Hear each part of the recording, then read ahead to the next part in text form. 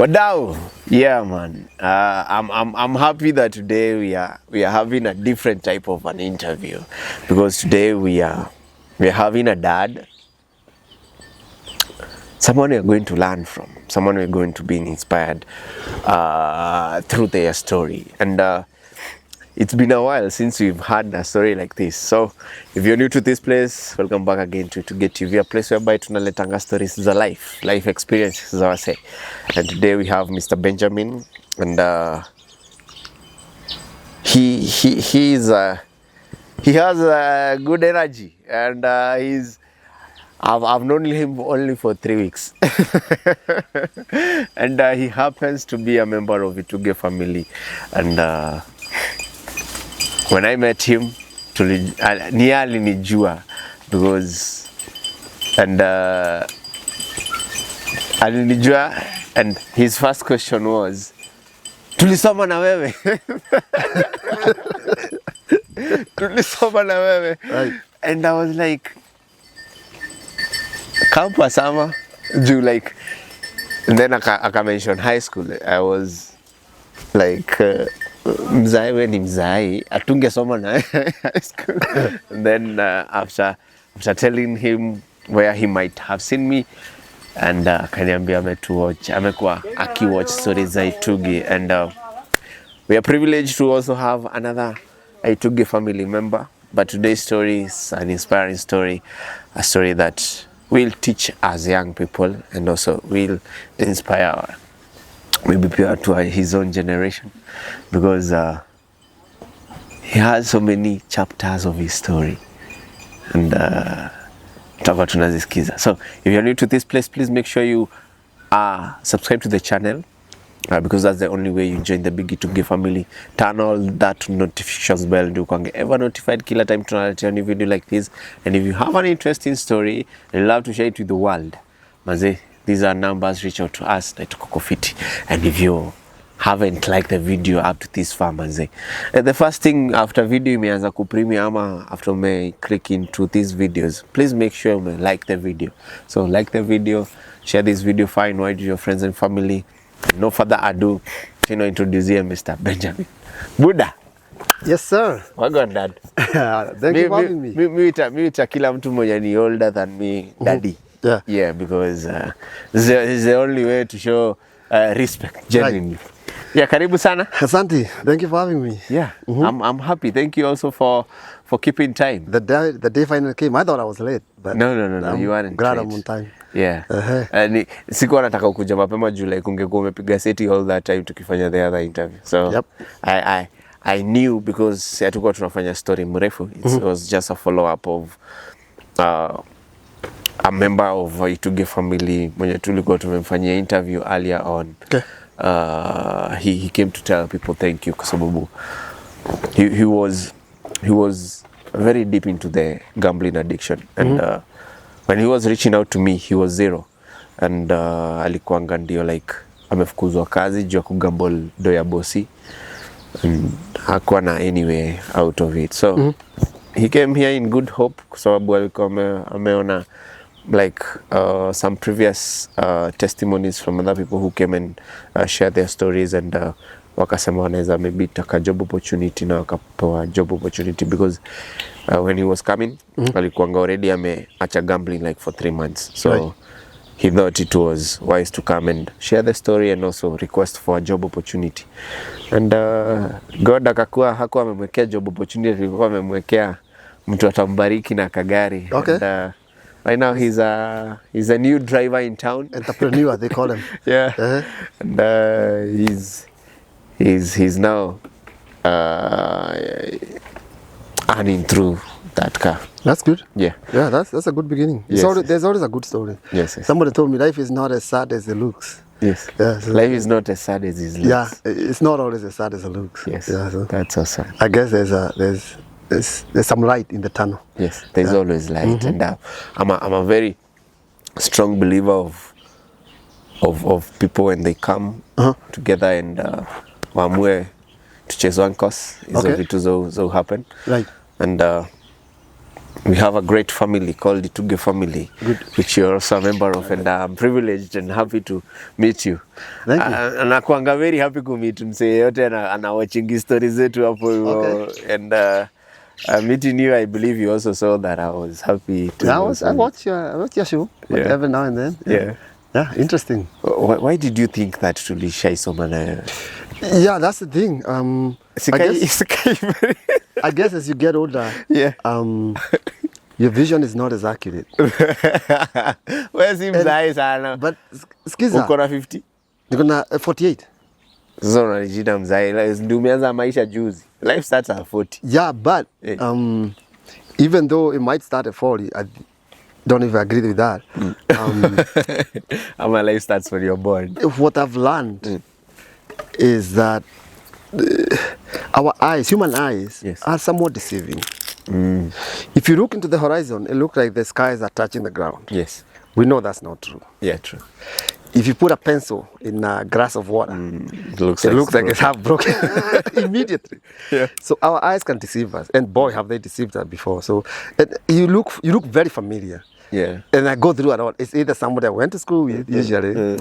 Ama mtu tulikuwa na mahali Kansas City, you know, working or gambling or whatever. Or even in a strip club sometimes. I used to be a regular visitor. Ulikuwa unaenda kwa strip clubs? Pesa nazo tumetumia. Yes, I have. We will come to that point. We shall we? Oh, you thought I'm innocent? No, like I thought people born in your back then, nyinyi wa shamba. Like vitu zingine mnaonanga ni kama ni. It's part of that self-deception I told you about. I think it's important to notice that as part of survival, human beings have long time decided that they were going not to look into the ugly underbelly of their own history. So we deceive is not there. You know, I was born right here in Kiambu. Yeah, first introduce yourself. First say hi to your family members. Okay. Wambiweni nani, and we now kicking into the story. That's fine. Yes. So my name is Benjamin Maina Njoroge. Yes. I was born in 1978. Hapa Kiambu Hospital. The Kiambu Hospital has a good and bad history. Yeah. My dad died there, my mom died there, and I was born there. So, but that's life. So, nimelelewa hapa Githunguri.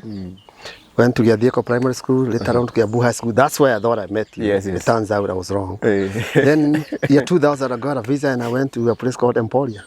How was it being raised in the 70s, 80s and 90s? Yeah, that's a good question. Most of us, Gen Zs, sisi tumegrow. For me personally, I was born in the 97. So obviously, mi najua from 206 when your life iko. And up, yeah. Post-selection violence. So-called. So I can only speak for myself and maybe people who had similar experience like me. Born in the late 70s, it was a lot of fun, but you also had a few problems here and there. You spend the whole day. Parents were nowhere to be seen. I don't know where my dad was. I have no idea. I saw him maybe once or twice a week on a good day. And jioni tena. Although wakati yuko anako shambani analima. So we get to play around a long day. And I do have a twin brother, by the way, so there's always company. But he was not guaranteed there was enough food. Mama alikuwa anapika githeri. Tunaimaliza ikiwa tu kwa nini? Kwa jiko. Sasa je. So there was that. By and large, it was okay. There was a lot of poverty though. Mimi nilipata kiatu close to high school. We just went to school barefooted. No way. Yeah, I swear to God. With the reputation that is with Githunguri right now, Githunguri is among the richest districts in Kiambu. Okay. Back then, kulikuwa na mashida. Maybe also the richest. I cannot doubt your stats. What I will tell you is that first of all, the criteria we use to define who is richest and who is most developed comes from the politician's mouthpiece. We don't talk about things like childbirth rate. We don't talk about suicide rates.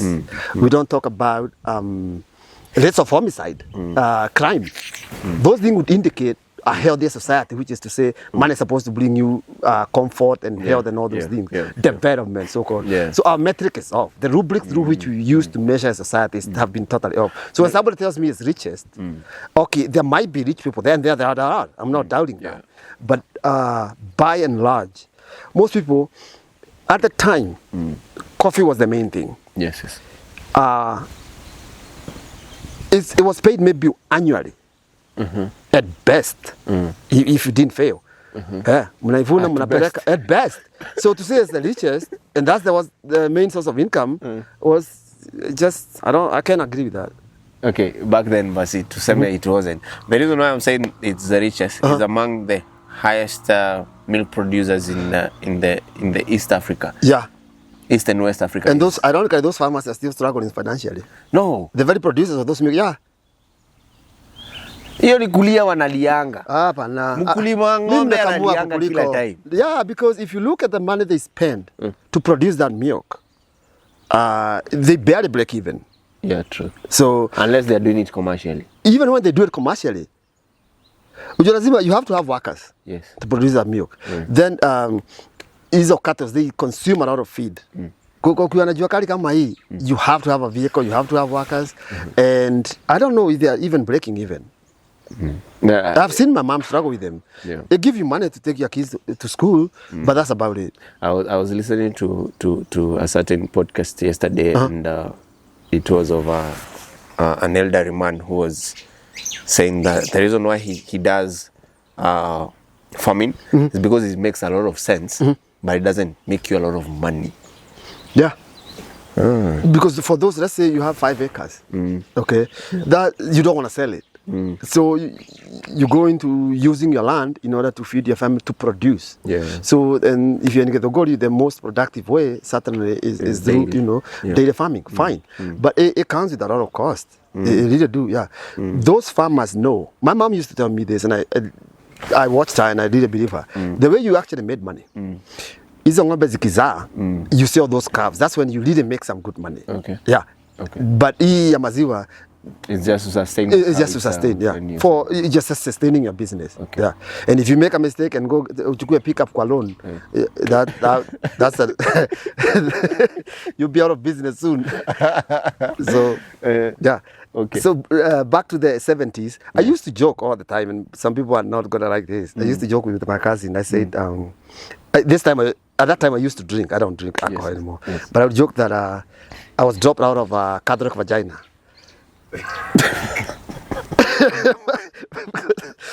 Because my mom was a committed Catholic, so I should be allowed to make any kind of joke. But there's too much. You couldn't do anything. There was the structure was a little bit more tighter, meaning than today. Your neighbor knew who you are, of course. Not just neighbor, 10 houses down there, they know you. They have watched you being born and brought up. They know everything about you. So you couldn't do too many things. Is it true back then that mtoto alikonga wa village, si wa mamake? In a sense, yes, I remember when I was young, very young. I can't remember how old I was, but tulikuwa tunaenda tunapitia mahali tunapatiwa chakula. Then we go home and we couldn't eat. We were already fed. By some of those neighbors. They were very, very nice.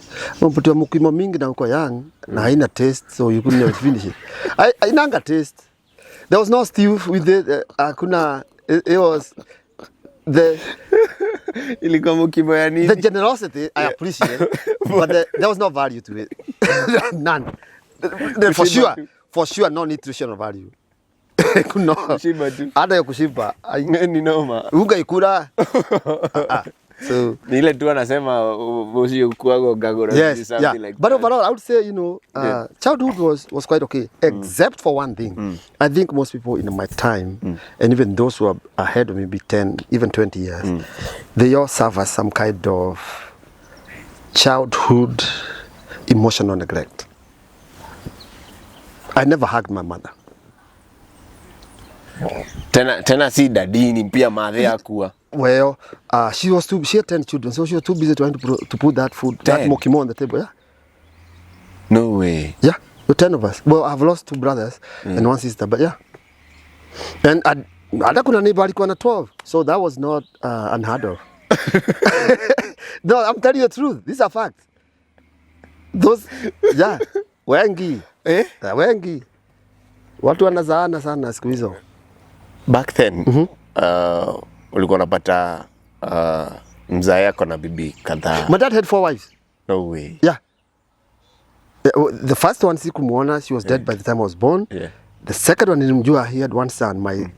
She's my stepmother, my stepbrother. Yes, yes. He died right after my dad died. My dad passed in 91. But the third wife and now the fourth one, who's my mom, I knew those very well. Yeah. In fact, my stepmom died after my mom, 2015. So nilikuwa naenda kumzaa. Yeah, she was very pretty. I can see why she got married. Wow. Yeah. I can see why. So, unasema mzai alikuwa anajua kuchagua. Hapo alilenga. Nakwambia. Yeah, unajua kuna watu even then there were some light skinned ladies. Now the way they move, you can tell, you know. Even as grandmothers, you can tell they were pretty ladies when they were young. Yes. Mimi kama my all my shoshos, I know all of them. Right. I have like 5 of them. Right. Side ya mom, watatu, side ya mzai wawili. Hey. I salute my gukas. Yeah. And by the way, we should say about this, if you go today, and I've done this, go to your grandmother's house. Yes. In the table room, utapata zile picture. Yes. Zao. None of them was obese. Now you meet an 18-year-old lady, kona kilo 100. Yangine 110. Samahani. Eti. And she thinks she's pretty. Mafuta ni kama ametoka Saudi Arabia. Over the top. No, yeah. So our society have shifted. And it's unfortunate. Yeah. Here is the ultimate irony. We are more advanced in technology, and that case can be argued. It's indisputable that as a society we have grown. Yeah. And yet you look back, they were doing better with less. Yeah. Imagine if they had the technology then. They will be. They knew how to talk. They knew how to respect husband. You don't tell me. Go ask your grandma when you see her next. Anajua watu wa other ladies at her age who left the house, abandoned a husband or a home to go get a single in Githurai or a single in I don't know where else. They didn't do that. Yeah. They decided my dignity is in my house, my household, my husband and my children, and that was it. And they die with dignity. I was asking one of my grandma, like now the oldest, like guka mlidiscuss aje alete bibi wengine. Eti. Ananiambia sikufurahia, lakini I wouldn't leave because I loved him. Yeah. And back then it was like walikuwa already wana accept mapema juu hata pia kwao walikuwa wanapata baba yao kwa na bibi kadhaa. Correct. And so many people, even marriages right now, like I'm not married. Oh, stay that way. Oh, guarantee you stay that way. Yeah. Do not go near any ladies. Nisioe? Usioe. Wait till you are 45, 50 maybe. Yeah. And I mean that. I know we are a little off topic, but I mean that because at that point, you will be walking on water. You'll be King Jesus. You have your money, you have your house. She can't add too much and she'll know it. Yeah. Right now, she'll say, oh, you need children. Okay, no. She'll find a way. Women are always, they're trained from early stage to argue for their best case scenario. That's how they survive. They realize they can be too physical. So they'll tell you how much uko na nyumba ataifanya a home. Or they say yeah, you have a house, you turn it to a home. Are you married? Not anymore. Okay. Tutakuja. We shall come back to that. Yeah. So why have you told me not to come close to town?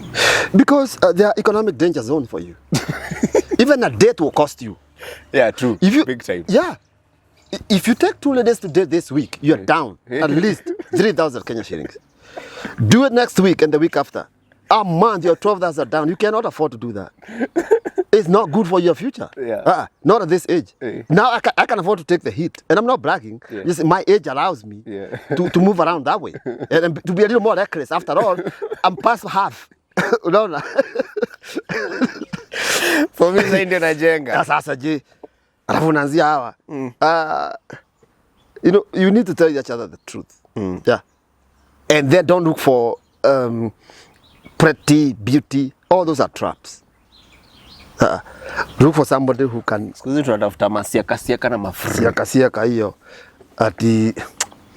Let me tell you, it's okay to hang out with them, but know that for sure it will cost you. Yeah. It will have so for sure financial cost and emotional cost. Any liability. Yeah. No, without a doubt.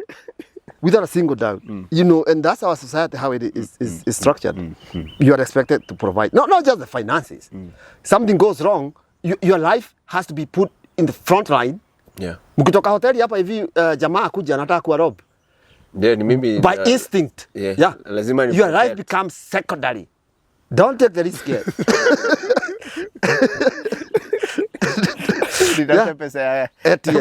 Na ushalipa kabiru pale. Yeah. So if that's the case, then I'd wait. I would definitely wait. Wow. So I had not. I knew their liability, but I had not thought of it to that extent.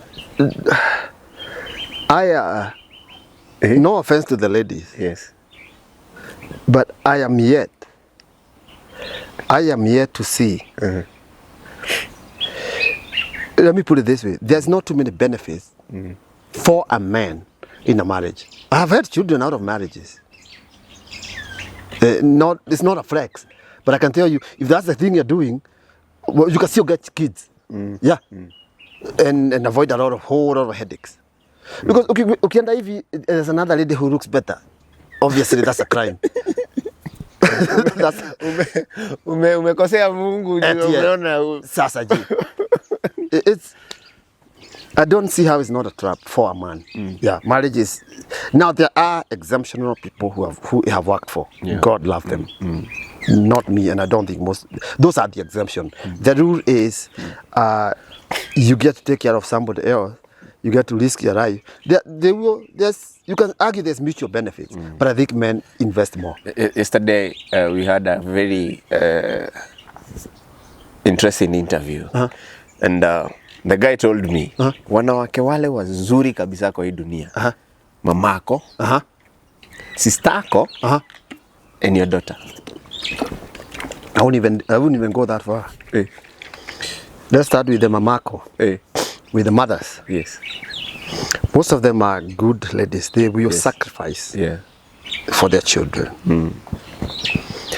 So they should be honored, no question. Big time. Yeah. But I think we have to question though. What happens after you graduate and you get employed? And that's where you see some tension in a lot of families. The very mother who was caring now becomes and not just codependent, but if you do get married, tension is anazanga hapo. Because your wife now is somewhat benefiting from her investment. She should have been. No, really, that's what is breaking a lot of homes. Yeah, most mothers are like, wangalia sasa. Whatever I should have been getting. It's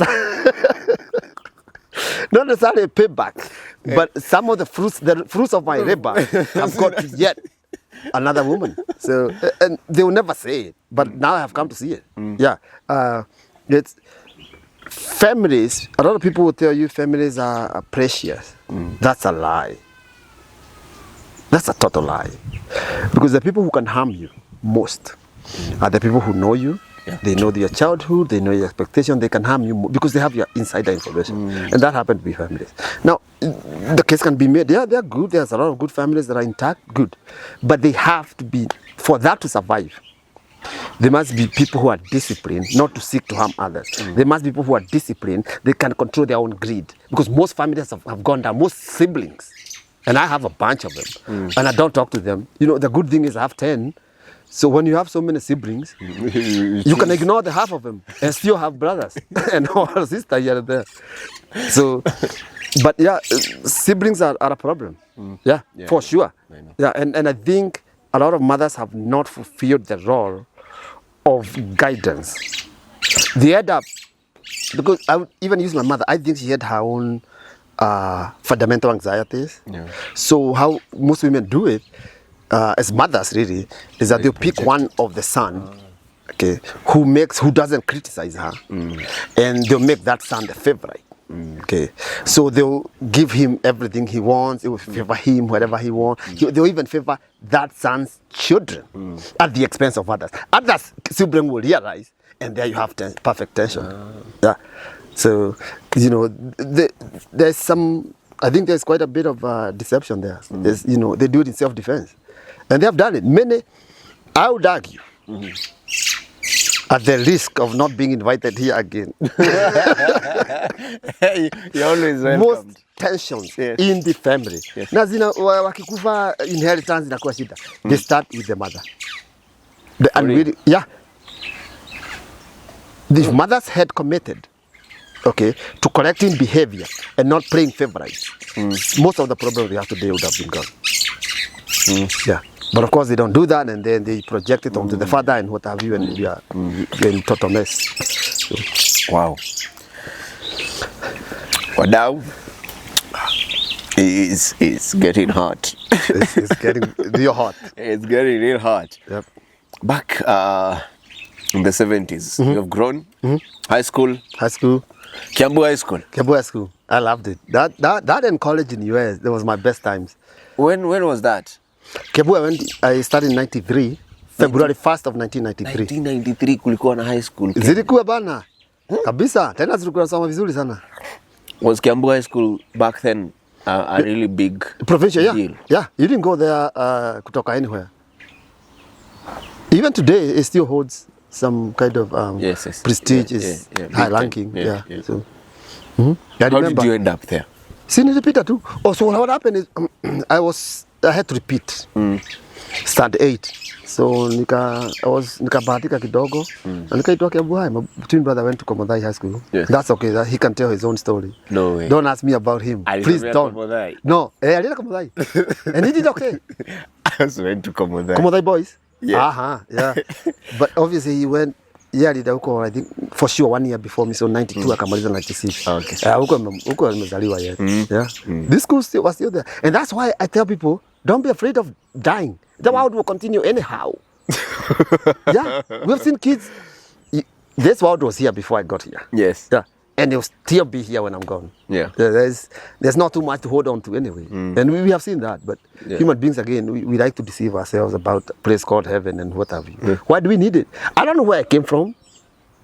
If you focus on life as part of energy, and we have learned that it cannot be created or destroyed, yes, then we don't have to worry about it. Yeah. But human beings have this desire to be in control. I want to control my life after I'm dead. I'd call it part of mental illness. There was a time I was telling my friend Kemani, I was telling him, I'll deal with whatever I can manage to deal with. Correct. But after I'm dead, I am your problem. Yes. Mkinipeana kwa wanyama nikuliwe. Kwa raha zenu. Yeah. Because if we accept that we have our own limitations, and we do, that's why we buy vehicles, because I know I cannot walk to Lemuru and back on time, or Nanyuki or whatever. So you find something to supplement what you need. Yes. And sometimes there is no supplement. You accept, hey, I cannot fly a plane. Yes. So I don't even try to. We need to accept our limitation as humans. Yeah. Now people will say, well, you're not being, what's the term they're using these days? You're not being ambitious enough. Really? It's so interesting that people of your age don't think the way you think. Right? Well, that's a compliment, I'll take it. Because it's very hard for me to sit down with someone your age and even talk about something without me feeling inferior. But right now, like, na feel nabonga na mori. Most of them are trapped by capitalism. They spend too much time trying to provide and provide actually more than their neighbor. So I don't think we take enough time to reflect. Some of these people, unfortunately, yes, the last time they went to the library was when they had to submit a paper to the university. We don't read to know things. We read so that eventually we can get a job, and that's a shame. That's a total shame. Yeah. Because if you get in the habit of trying to discover our lives, then you're forced to read something. I don't care if it's a book or YouTube, whatever, and hear what people who have come before us have said and what they have experienced. And I think that's important. So this station of I'm better, I'm older, I'm richer, I've been to US, it's nonsense. Yeah, I'm a student in life. Because kuna mwingine aliniambia,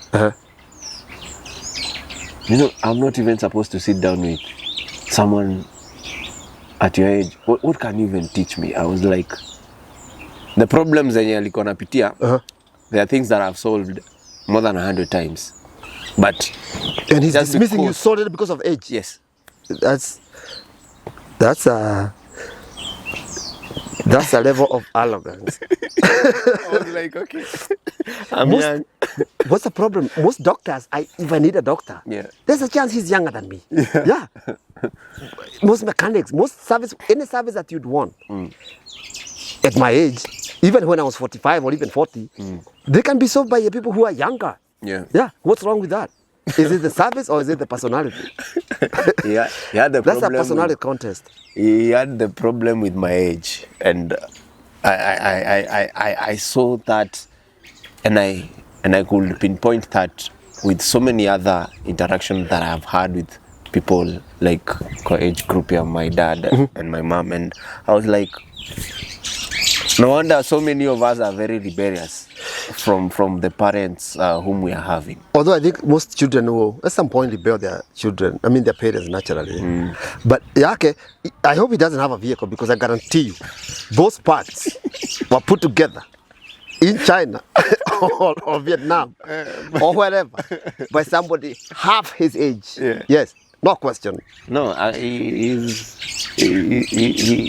a good man. Of course he is. He never ought to be good, and that's a trap, by the way. A lot of people are good, but they haven't re-examined their own prejudices. For example, I'm sure he's good. He's probably a good Christian. He loves his dogs and cats and children and whatever. Most of them do. You never poison them. Make sure they're fed. Take them to the bathroom.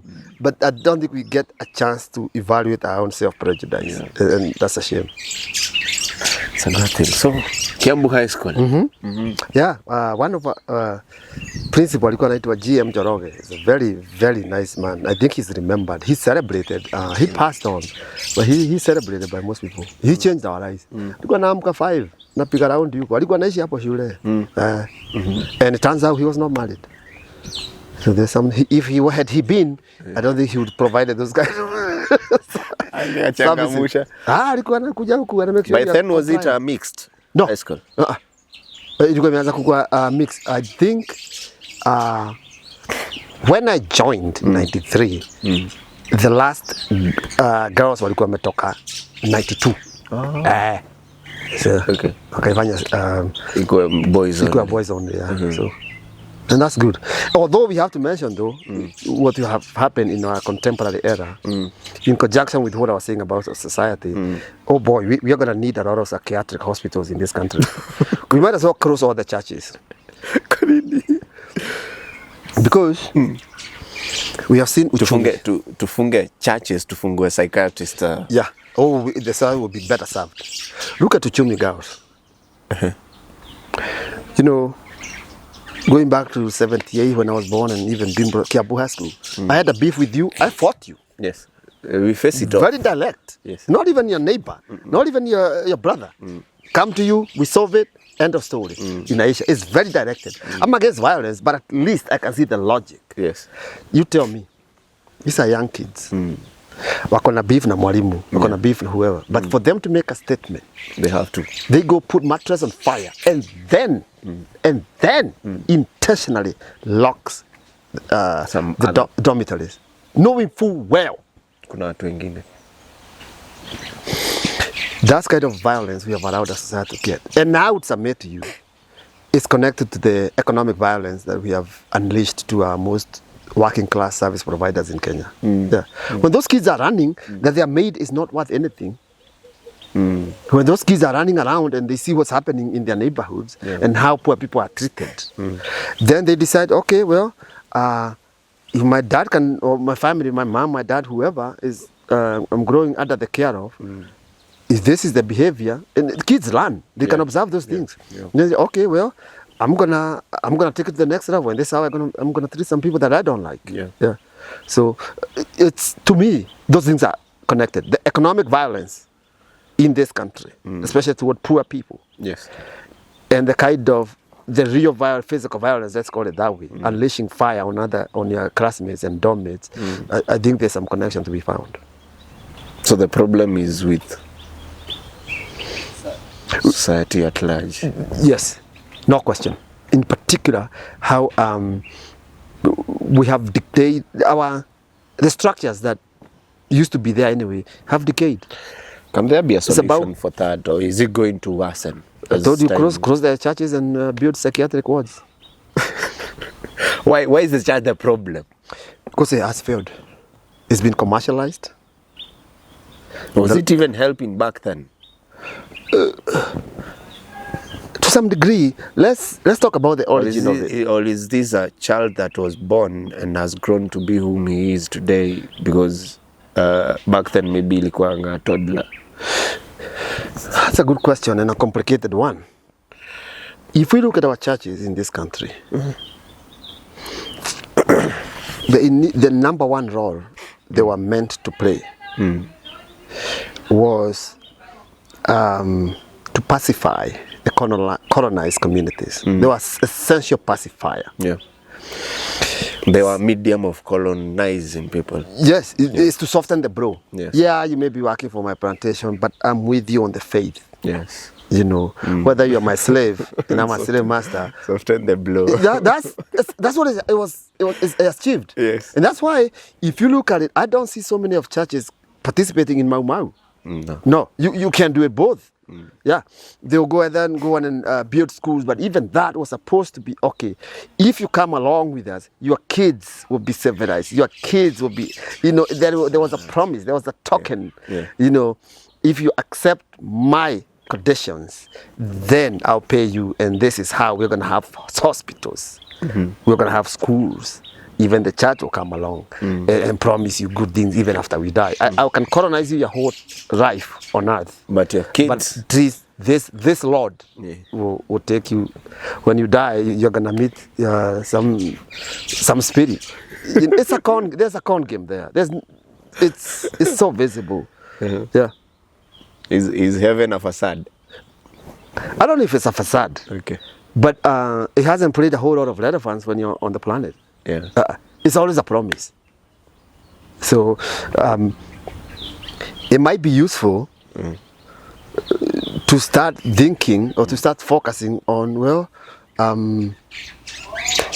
our economic lives.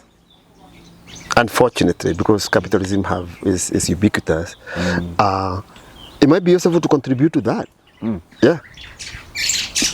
Imagine the world we would live in if we could eliminate 95%, not even 100%, even 90% of child hunger.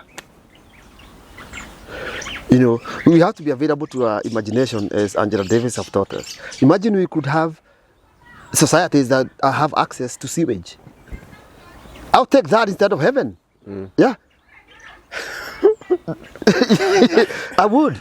But the same two things are things that you're also conceptualizing in your mind. I would also argue it from a certain point of view. Okay. You set goals and you pursue them in hope that you'll achieve them. Yes.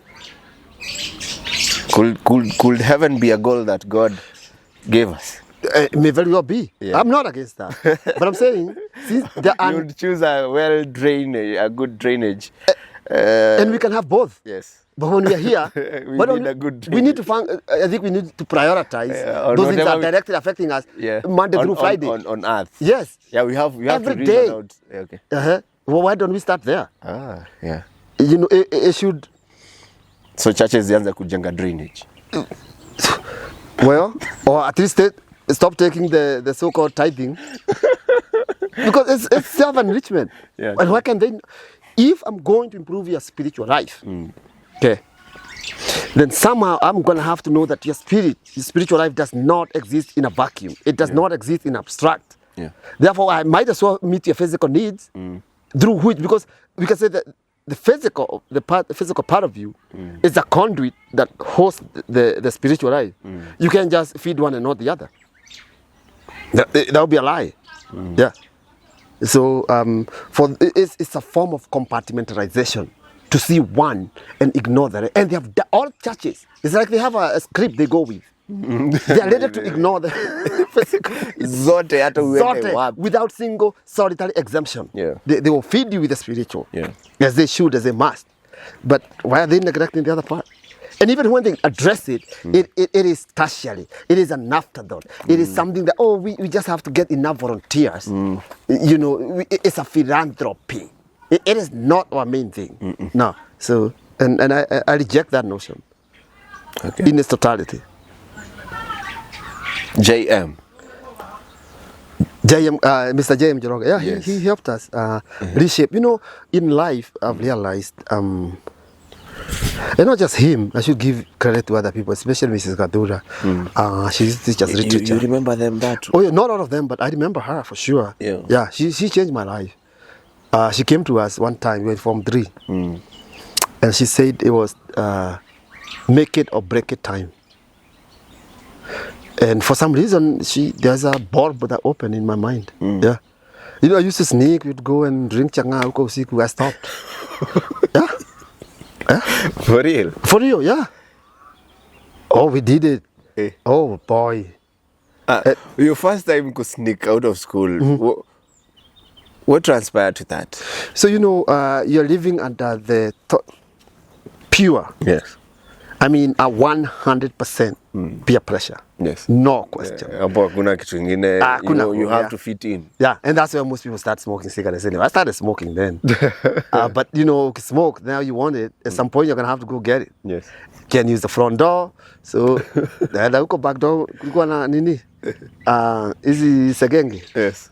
Naenda chini yake. The good thing for us, geography favored us. Kulikuwa na coffee plantation kubwa sana hapo nyuma. The problem was, umesneak, sawa. Umeenda zako, umekunywa, umebuy fegi, sasa kurudi ndio shida. Maana kama ni usiku, the right was pointing there. They knew. Walikuwa wanajua mahali mnapitiana. Yeah, na kuna prefects everywhere. So you had to come and pretend you had gone to the bathroom and then hopefully nobody saw anyone. You. Yeah. So it's a risk. We did a risk our lives. Una sneak huko saa 5 ya usiku, saa 6 ndio narudi. So it was useless. So that's a Kiambu High School. It was nice. I really made a lot of friends there. Yeah, some of them we still speak. So I know unajua watu back then nasema I was schooling with who and who. Do you have a who and who maybe mwenye muli? Yeah, my best friend, Nyambane, Robert Kelly Nyambane. At the time, yes. Either his mother or his mom, yes, alikuwa lecturer hapa JQuad. Yes. So alikuwa ametoka Western lakini alikuwa anaishi hapa Junja. Charles Maina was my friend too. He passed on. Keguro was my friend. Amos Gige. I remember some of them. Yeah. Okay. And they tell you this. Your friendship in Aishanga. Because once you go different directions and you committed to your work and whoever, it's like a tree. Was it a situationship? Friendship? Because currently the only friend that I have is in committee. Okay. And that speaks about you. Tulikuwa tunasomanga naye. Right. And he's the only friend I have mwenye tulikuwa naye shule. Yeah.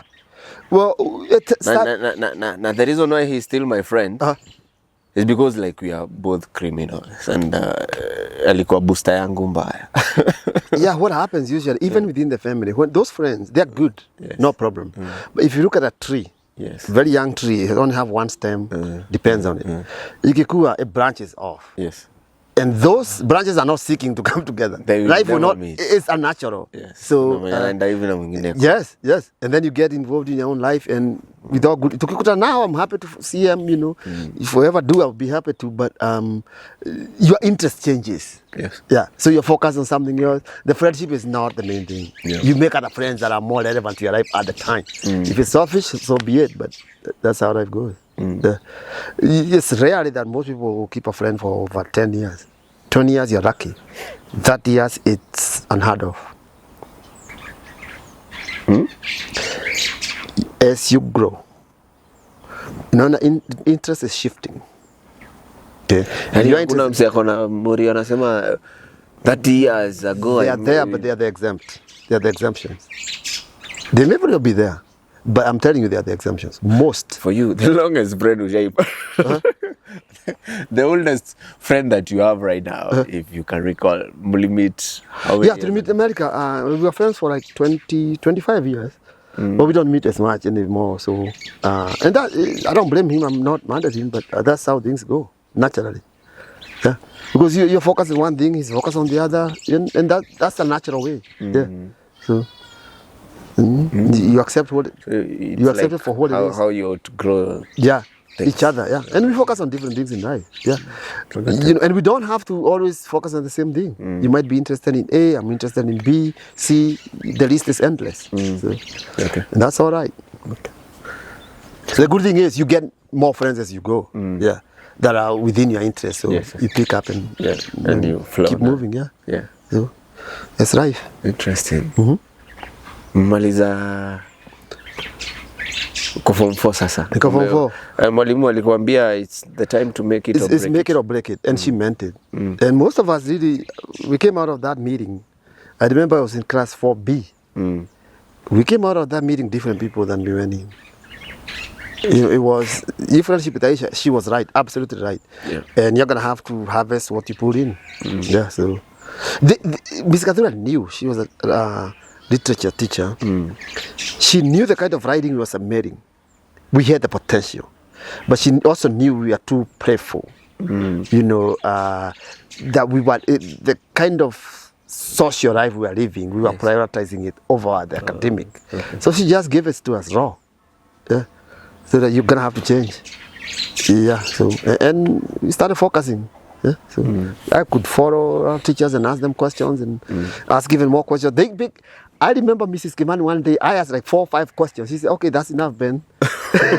She put it well. Let that be the last question. So I've not been paid to answer all those questions. It's just that it was overload. Yeah, we went into it. Yeah, so and that was it. Got out of high school and that's it. How did you perform? I had a B+. Oh. Yeah, did all right. Did all right, yeah. But those times, you had to go home and wait for 2 years. Doing a camp. My mom knew, even if I went to campus, I don't know what she knew, but when I look back, I think she had a good, don't know how to put it, insight into the future. She could tell, well, this economy is not, it's not gonna favor him. It's not. Yeah. So, she contacted a few people, and my sister did help me, by the way. It didn't work, but she had found, at that time you needed what they call an I-20. It's an admission from a university saying, okay, we have seen his grade, we admit him. Yeah. That's what you take for the visa interview in the US Council. So my sister helped me, it didn't work. I tried the next time and went to Emporia State in Kansas. How was that process ya kwenda majuu? Sasa hiyo ndio shida. Tatizo ndio hiyo. And did you have desires to even, or was it just an idea they planted in your mind? Well, I don't think they didn't have to plant it. The very thought of going to US was exciting beyond explanation. I wanted to get out and go there. How was the first time like unaambiwa to organize to venye utaenda to Majid? There wasn't so much organization. You go for the interview and you get it and it gets stamped. You have it. You go home and like, okay, he's got it.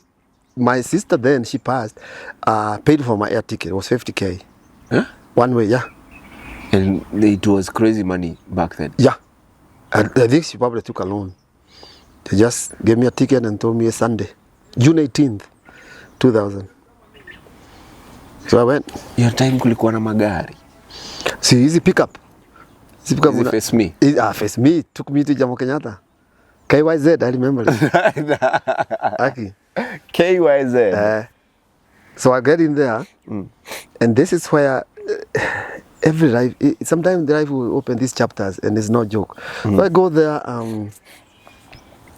they'll guide you. They probably know you are young, they can look at you, know you've never been on a plane before, so you get your passport, ID, whatever, you put your bags on, and you keep going.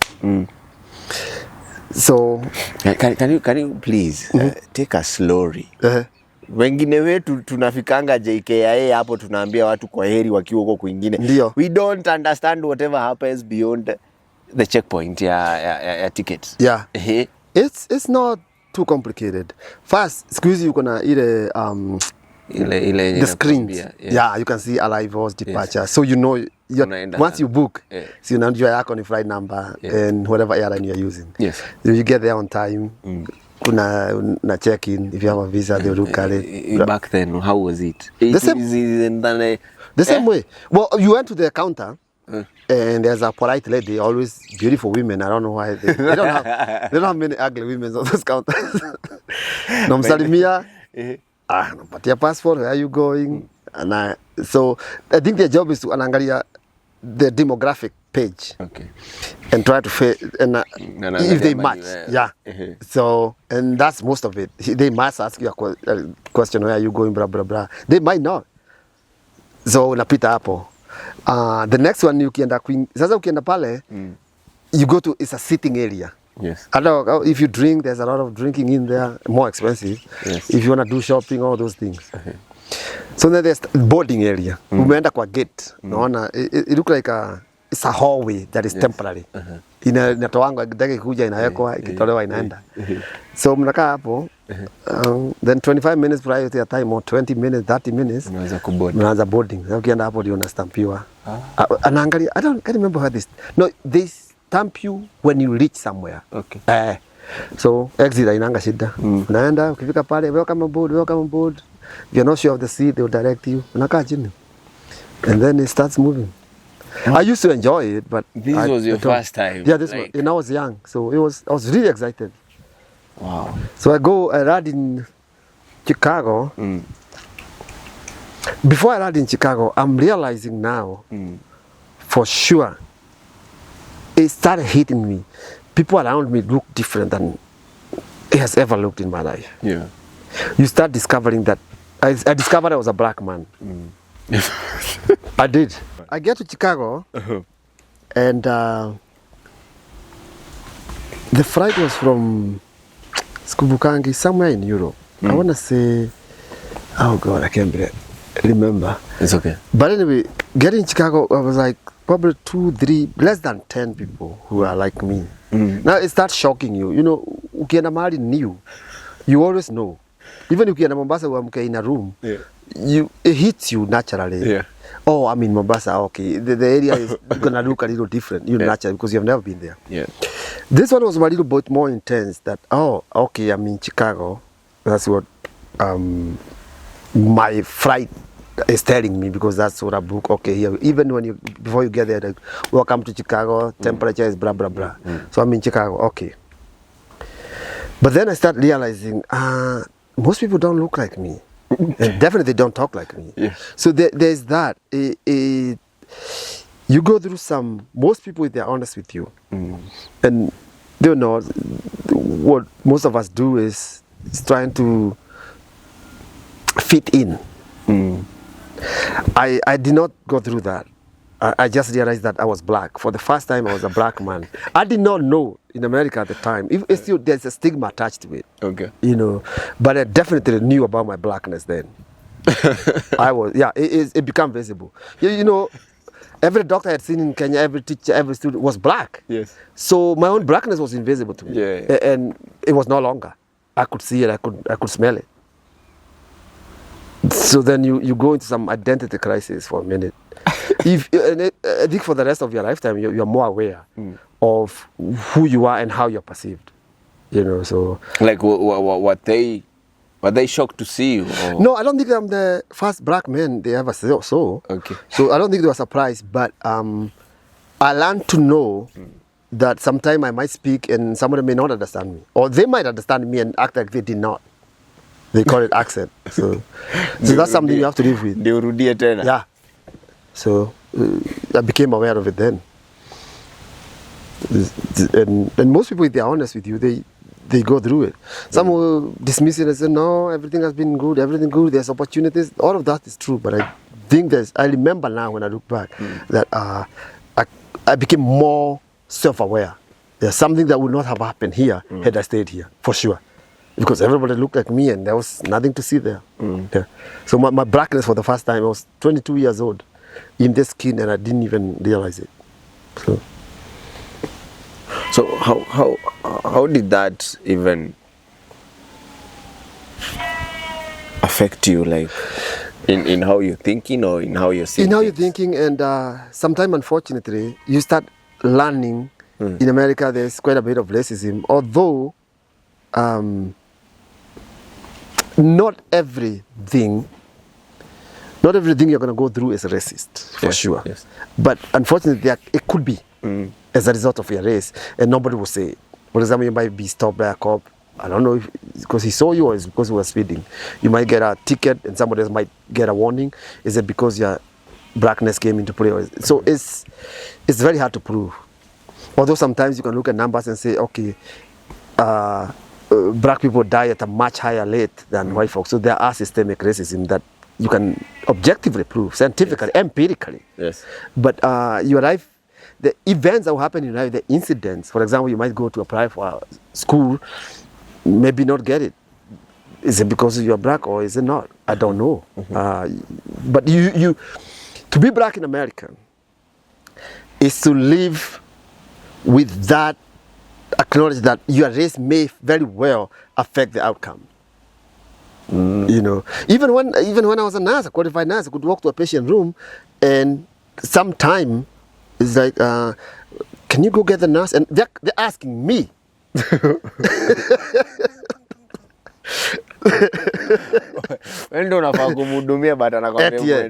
Yes. So you can tell there's a likelihood, even if you did something, put an IV or hang an IV or whatever, they're going through it. I'm assuming that, oh God, I hope you know what he's doing. They won't say that. But I'm thinking, if you're telling me to go get the nurse, and you didn't even ask if I was one. So,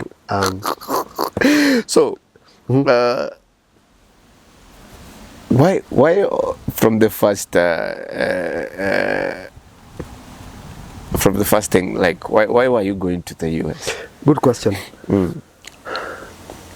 Everybody who have ever moved from one place to another, from place A to place B, have only moved for one reason: economics. It's not even proved. They don't move because they're guaranteed. They move because of the notion, the thought that where I'm going might be better than where I am. Those who are moving to China, those Chinese who are coming here, the European who went to America, people say, about I go there because of democracy. Total nonsense. That is something they build. That's a notion they create. That is the literature they come up with.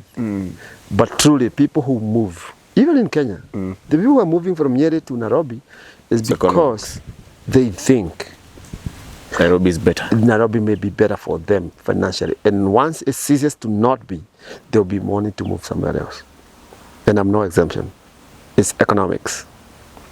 And it's true, you know, once you get trained, you have a skill, you'll be paid relatively well, for sure, much better than what I would have earned had I become a nurse here in Kenya. So, you knew like straight away that you're going to do... No, I did not actually. I wanted to become a mechanic. You wanted to become a mechanic? Yeah. This lady, she was from Italy. Her name was Kathy. I'm sure she's retired by now. So I did not even have a vehicle. My friend dropped me at the college, Flint Hills Technical College. So akaniacha hapo, and then he had to go give somebody else a ride. So I went to the mechanic departments and applied, but so we're only taking 16 students. We already have 16, so I could not get in. Okay. Since I'm not driving, I have a lot of time to just waste around for the guy to come back pick me up. 2 hours, 3 hours, whatever he'll be available. So I just started walking around the college. It's the science department, whatever. It's 2-minute department. And I came up and I sat down somewhere. They could tell I was not happy. This lady, she was one of the nurse administrators. So she asked me, I said, hi. I said, hi. How can I help you? You do crossed. I said, I am. Told her, well, I wanted to get in this program and they said it's full. So I'm waiting for my ride. I'm not sure what to do. It was January 3rd, 2001. It was really cold. She said, oh, come on. You can join our nursing program. And I said, Thomas, what the hell? What do I have to lose? So I went. And I became a licensed practical nurse the same year. Same year? Yeah. Graduated 20th of December that year. It only took you 1 year? Yeah, to be an LPN then it took a year. It's very compacted. Huh? The registered nurse took 2.5 to become a registered, but the scope of practice is a little different, but nonetheless, it's what I did. So, when you are going to the US, ulikuwa unaenda kwa nani? I was going to Emporia State University. Sikuwa najua mtu. In fact, my first few weeks, I lived in the dormitory at university. Then I met a bunch of Kenyans there. Then I met 2 Ethiopians. We became roommates. I had some money. My sister had lent me quite a bit of money. I think $500-600. It was a lot of money then. So it allowed me to at least find a place to live, something to eat, till I organized myself. And then I met a bunch of Kenyans who helped me know, this is what you do. We're not supposed to work outside universities, but we did anyway. Yeah, so. So, can you just take us through your experiences for the first few months or 1 year? Yeah, for the first few months, you're a little lost because you don't even know where to buy what. You can need tissue, you don't know where to go. So you run to, okay, that's a gas station, that's what they call them. Is the equivalent to maybe a Quick Mart, and they sell petrol outside. So you can go there, buy something to drink. Quick Mart knows a petrol. You can use pumps up on it. And you have to pump it for yourself, by the way. Yeah. Yes. Most of them. The to Boston is where I saw somebody pumping for you. But the rest of the states, it sells. You go in there, swipe your card, put the pump in, and keep going. So see, the good thing about being young, you can actually adapt much smoother. Yes. So it's still a little difficult, but you run, okay, that's, I can't remember the name of this store. It wasn't Walmart. There's I think it was called Quick Food, Food for Less. That was the name of it. Okay. So we'd go there, buy food. Everything is refrigerated, The problem is you don't know how to count money. Yes. And you only have cash. That was the challenge. So you go there, $26.50. You're not, or $26.50. Sasa unaanza kuwasi, oh Jesus, how do I get that? Unatoa 50, anakupatia change. Unaweka hapo in the hope. Atakupea it's more than. Sio wezi atakurudishia. Okay. But kabla ukuja kushikanisha. You know how dimes, nickels, cents. It takes a while. So that was a little challenge, but the one that you can easily overcome. So, sometimes I would put a nickel, kadogo hivi, and a dime. Nickel is 5 cents. Dime is 10 cents. And a quarter is 25 cents. So unaziweka tu kwa meza ndio ujuange. And then inashika sasa. So that's a little challenging, but not too bad. So after sasa nikaanza kufanya kazi outside the college. How long did it take you to join the nursing? So remember I had gone in June. Yes. You have gone only to study. Yeah. So in between June and January when I started, I was already working in nursing home as a you get trained to become a certified nursing assistant within 2 weeks then. Okay. Yeah. So you start working, you feed old people, you give them showers, put them together, get them up, use lifts, all of those things. It's hard work because you get a lot of, you're assigned part of the hall, but your room come 101 to 110. Everybody in those rooms is on you, take care of them. Yeah. So. And how, at the time is, At least sikuwa naenda kulima shamba and I had a lot of energy then. You just keep on going. Yeah. So, And then after umemaliza, you have a lot of free time. yeah, it's usually 8-hour shift. Sometimes we'd even do a 16-hour shift. But I kwenda home unachukua shift ingine. Why? You need the money. You know, I'm trying to go to college next year. So you know you're gonna need money for sure. So sometimes we work a lot of that. There's a time I did 16-hour shift, 5 of them in a week. Unasikia tu kulala everywhere you go. Yeah, people still do them. It's Well, was it paying good? relatively, yeah. It doesn't make you millionaire, but are you comparing it with anything else? no, I'm saying it's not gonna make you a millionaire. Okay. But it will give you food, rent, hata nikanunua kagari kadogo. So it's sustaining your life. Okay. Yeah. Especially when you're young, it's okay. You can. How much were you earning in a week? I was making $7.25 an hour. So 40 hours, $280 minus tax, maybe $230, $240 a week. Aya, bado lazima ulipe tax. Si ndio? Kasongo alipo huko. Ukiemployiwa Social Security iko hapo unakatiwa tu hapo. Once you get employed, that's it. Hata unaulizwa how many dependents do you have? Dependents, so that gauges how much they'll keep.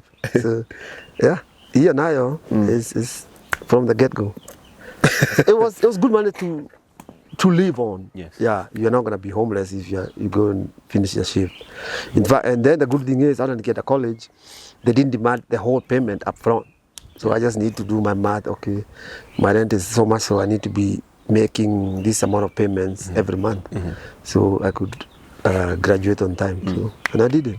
Kija yako ya kwanza mlikuwa umeniambia ulikuwa na roommates wawili. We were supposed to get a 3 bedroom. How big was the house? Actually, it was 2 bedroom. There were 2 Ethiopians. I can't remember his name, but he shared with his guy. Yeah, na mimi nikatoa tingine later nikamwachia hiyo. Bora air mattress. Unajua air mattress? No. Man, it's not what it's not as a sword. Let's put it that way. It's not that it's Unakuja na pump. The problem is you can sleep on it, but you're not used to it. You go through a lot of back pain. That's the only thing I could afford, and I just until finally I got that. Is it healthy? Health was not a priority. Health was a luxury. You see, and this is what to be a diasporian is a trap. Why? Because once you're gone there, the conventional wisdom is that you have had a life-changing opportunity. Yes. Okay. If you go there and mess up and you're deported the next day, F you. Yeah. We're done with you. You already had an opportunity that most, 99% of Kenyans will never have. Yeah. So you have to make up. If you have to get an air mattress, you get an air mattress, and because you are in the mode, hey, I'm still better off than anyone else. Than most of my classmates, than most of people I know. Yeah. So yeah. Maybe you could struggle. Yeah, shida ni for most people, and this is why I call it a trap. Immigration, and this took me a long time to start understanding it. And unfortunately, people don't always see the bigger picture. Immigration is really based on 2 things. Labor. If I own labor and company, well, let's start with labor first, for example. It's labor and skill. Okay. If you're young, you can actually move to any country. If you're young and skilled, they want you. Why? Because you will be paid a fraction of what the citizen is paying. That's for sure. And every company knows that. Yeah. Okay. So they're using the language to marginalize immigrants. But companies love immigrants. They know how to handle us. They can see us from far. They can see the name, by the way, and they know. So it's good for their profits. Yeah. Okay. Skill is even better because now you're working at an even higher skill as a nurse, but you're never really. Eventually, as you get into the system, you understand Now you have friends, you have a lot of other nurses. Yes. Now you can even discuss wages. Yes. You get to know what's going on then, but it takes a minute. Yes. If you're old and non-skilled, don't waste your time. If you're over 45, don't leave Kenya, please. There's nothing for you. You'll be standing at Walmart ringing that bell during Christmas for $5. Most people go and they die. Not most, but some. Yeah. You develop a blood clot on your way for sitting down too long, and you're done. Immigration is always about that. So We need population that is young and skilled. So unapata shosha yako pale na bell. Yes, ndio manake. Because Anapiga hana tena skills. na Christmas time is too cold. Valia Yeah. zile jacket. Yeah. So all security. I mean, people should do whatever they want to do, but I guarantee you, immigration has always been Yes. about labor. And if you look at America, for example, even the politicians will talk about outsourcing because they realized, okay, if it's too noisy, politically speaking, to Yes. bring in immigrants, okay, to put in my company, then I'm gonna see if I cannot bring in the immigrants, Yes. the labor, which is to say labor, then I'm gonna have to take my money. So when you see Donald Trump and Obama and all the rest, quote unquote, building wall, it's really nonsense because the owner, the merchant owner class knows. Okay, if you build a wall so that they can come in, my capital can close the border. So what good is the border? It's not because I can still take my capital to Bangladesh and provide the same, provide at a lower cost and come back and sell it here. Yes. Yeah. So migration is I wish we would see it that way. I wish it would actually reduce the kind of xenophobia, which is fear for foreigners, that we see it here. We see Somalians, and there's a bunch of Kenyans who are angry about them being here. What they don't know is that those people are still victims. Yes. Yeah, there's a bunch of a whole lot of people from Congo, DR Congo. Yes. They are here today. Whatever you feel about them, is that no doubt in my mind they are victims of capitalism in one way or another, or another. So, yeah. So, Interesting. yeah, it was Fred Hampton who told us that racism was a byproduct of capitalism. And that's the other thing that Americans have done for me anyway. Yes. I started really investigating who am I and what am I and why am I and all these things. And you start reading about those people who actually lived in America for long. And he was teaching us, by the way. He talks about proletariats and bourgeoisie politics and what have you, which is to say that the politics of rich people is always different from those of working class people. And his job was to let working class people know that their most important thing is their cohesiveness as working people and organized as working people. Yeah, so that the priority becomes your wage, your housing, your health. You know, instead of ati kuna barabara huko. Nah, that's not for us. Yeah. Mombasa Road was not meant for Kenyans. Yes. It's better to access the whole of Central Africa. Yeah. Yeah. So, and people need to understand that. If it was for us, how come hapa hakuna barabara? Yeah. Yeah. We should be asking those fundamental questions, but we don't. Wow. So, umejoin chuo. While you're still in school, are you still juggling between job na chuo? Sindio? Yeah. At that You work point? night shift and you go to school during the day. How are you managing that, bro? Somehow you're gonna have to manage it because Una option. uko na option ya deportation, uko na option ya kurudi hapa. And on top of the shame, Like, hauna option ya kutofanya kazi juli toka chuo uishi nje. yeah, but you still have a bill. You still have rent, right? To pay. You need clothes, everything, you know, to sustain your own livelihood. That bill has to be paid. And Kenya is not sending you money. I can guarantee you that. In fact, you'll be sending soon. So I'll be coming to I'll see your black tax, ethic. everything else, it's inescapable. which is very inescapable. Yeah. And ukumbuke bado sister yako kuna deni yake. Nilimlipa. Yeah, she passed on in 2007. I paid her, yeah. I'm very sorry about that. It happens. So, tuko hapa umejoin chuo, still juggling in between. Umemaliza, umeemploy now as a nurse. Yes. It's the same facility that I was working as a nursing assistant. It's a promotion. Wamekupromote. Yeah. Pesa imeongezeka? Imeongezeka kidogo. So now from $7 to?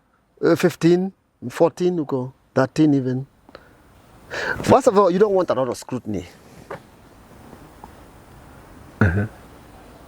Okay, because you're not supposed to be working. We all know that. Because uko Yeah. okay. You're You're in the international student. Yes. So you're taking whatever it is that you can get. Hauna choice. You don't want to concentrate too much on that. Yeah, no. So whatever you're paid, you took. Nakupa na grant za cheki hiyo ni kidogo so Unaweza enda hivyo, but you're risking a lot of scrutiny. Yeah. Kushinda wakiangalia HR, they might ask you for more than you want to give. So, okay. So you take it for what is James Baldwin have called it the price of the ticket. That's by definition that's what that is. Yeah, you're paying it by not earning it and not even having the interest to claim it.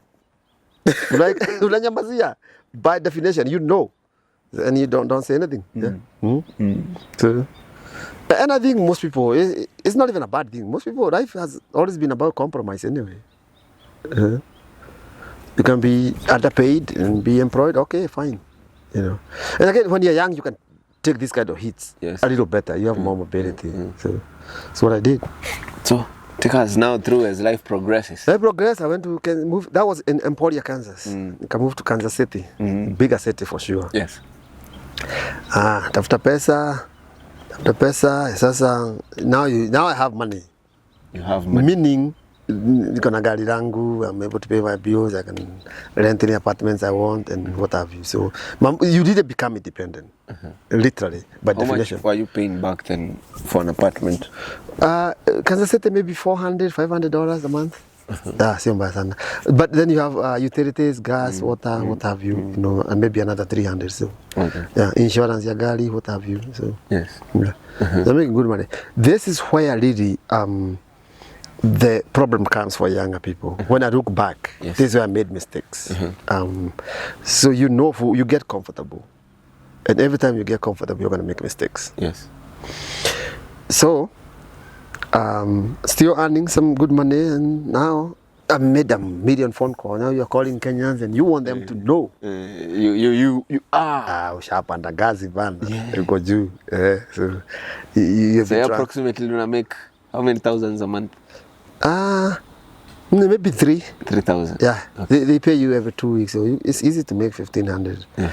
Or maybe 1,200, somewhere between 2,500 to 3,000 a month. 3,000 a month. Yeah, that's still good money. That's good money. When I got there, $1 was changing at 55 shillings. I remember that. Crazy. Yeah. So the things have now is more than that, more than twice the amount. But be that which it may, I think that's where most of us young people make the mistakes. We don't focus on investment or even personal growth. Yeah. I think I wasted a decade till I decided to go back to school. A decade? Yeah. Sasa you have a lot of friends. Mtoka kazi mnaenda mnakunywa. Pata mademu huko. Life is lifing. Yeah. So, sasa network imeshika. Imeshika mbaya. It is overloaded. So we'd go to these parties kunywa from Friday to Sunday. Yeah. Sometimes even calling to work. Yeah, I've done it. That's where really things go wrong. In fact, I would argue those people who deported, they get caught within those because you're really, you don't have any, you're in the 20s, you don't have any plans. Yes. You don't even think 50 will come. It sounds so far off. Yeah. You're very, you become invisible, and that's a dangerous concept. Yeah. You think you're invisible. Yeah, for sure. You not only think, you don't, the whole concept of visibility is, usinisumbue na hiyo bana. So that's why you waste a lot of money. Somebody have a problem, you fix it, and you feel good about it. It's unfortunately I came to realize there is philanthropy, and most people will perhaps disagree with me, but the thought of philanthropy is really it's a concept to be studied, because as an individual you cannot solve a communal problem. You cannot. So what you do really, what I call is an intellectual somerset, where you lie to yourself that I can do this for such and such, But really, in the end, you don't. It's almost like someone have coined the term poverty pornography. It validates you because if the recipient was not poor, you'd have nowhere to give. You need them poor, because then that elevates you. Yeah. You see? So, and then there's a feedback mechanism because they need you. You need them for the praises and all the honors and all the dignity that is associated with giving. Yeah. But you need them because they're poor. They can be given. Yeah. And that's the worst trap you can get in. Because you'll always find yourself back there. And there's always going to be somebody who is needy. How did that affect you? And before like ume come realize you waste a lot of money. Something that you throw away a lot of money. And I would argue, well, by then you're adults, but the kind of subjects we take in school should really focus on, okay, now even if you don't have to go to the US for this. Let's say you're a fundi, you're making 1,500. The focus should be on focusing on that money. Yeah. What do you do to make sure that 30% goes to investment for yourself? Not for your kids, not for your parents, but there's have to be some self-development. A lot of people don't even think that is plausible. There's always, oh, I got to do this. No, you don't. We lack the financial discipline to focus our income to our interest. There's always. Can you teach us on financial literacy? Nimepata so moja. Teach us. Well, I'm not qualified to teach you, but I'll tell you. No, you are, because you've made mistakes. You've learned from them. Yeah, and I'm still making some mistakes. Which is not as you were. Not the same. Yeah. Yeah, for sure not the same. I would say that no matter what, if you're in the 20s, 35% of your income, 35, maybe 40, at least 35% should have to be invested for something that will help you in the future. 35%? Yes. And don't just save it to stay in the bank. Start investing something. Buy something that you can sell later. Yeah. Or whatever it is.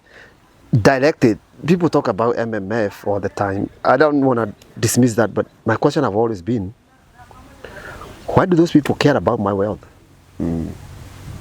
I've never understood why I would come and tell you, take your money, go buy shares. Why is it my job to tell you? Is it for me if you get rich? So I tell people, do whatever it is that you do, but focus on something that you can sell later. Focus on something that can grow. Yeah. Whatever that is in your own world. Yeah. But don't worry about your sister or your mother's child or whoever. You will regret it. Without a single doubt, you'll come back to bite you. Economics is economics. Yeah. Separated from social. What mistakes did you do? I gave my mom a lot of money. That's a problem with our parents, by the way. Most of them will not direct you in a way that is useful to you. Some people who are my friends still invite me to Harambes for their churches. I'm going, if you didn't catch me then.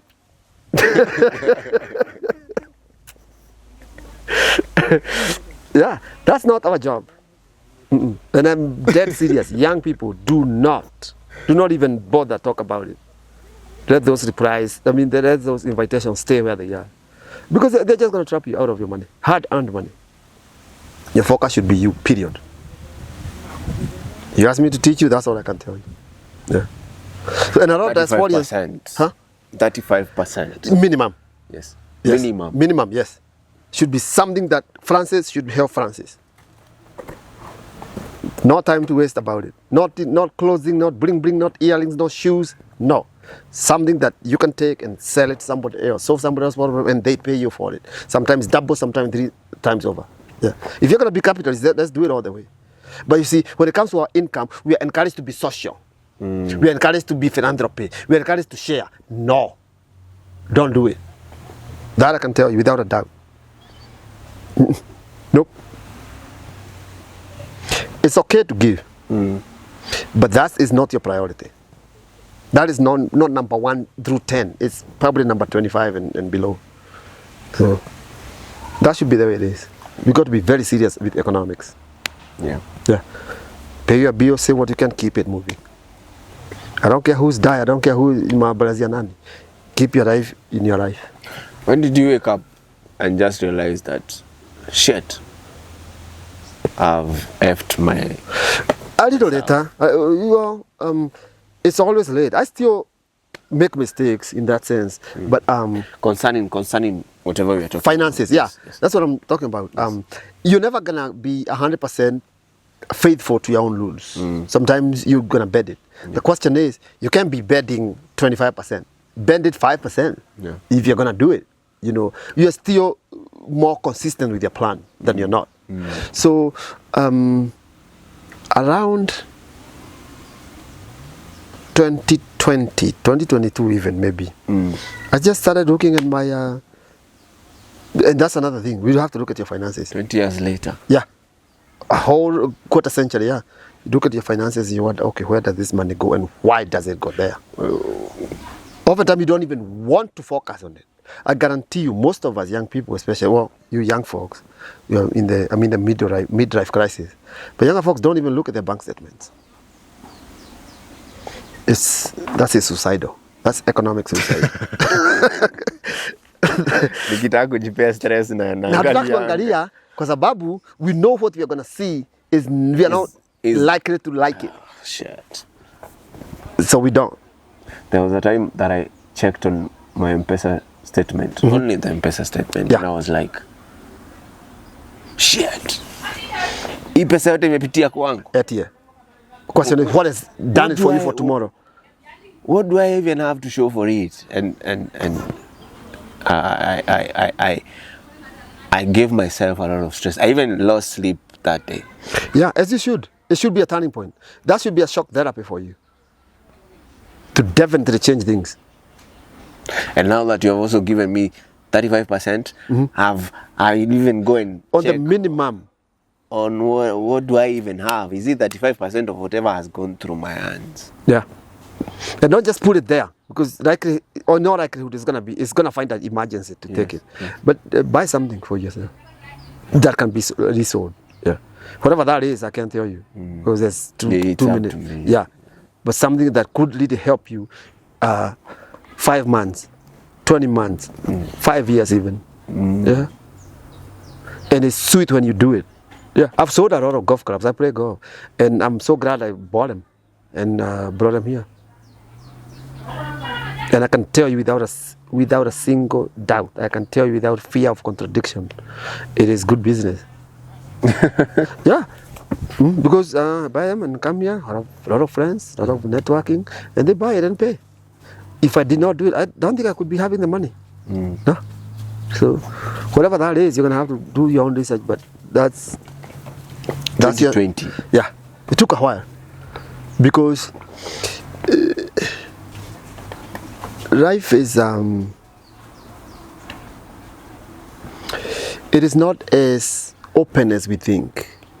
You know, human beings, we have long decided that since we have read the Bible and we have gone to school and we have our degrees, that we understand life.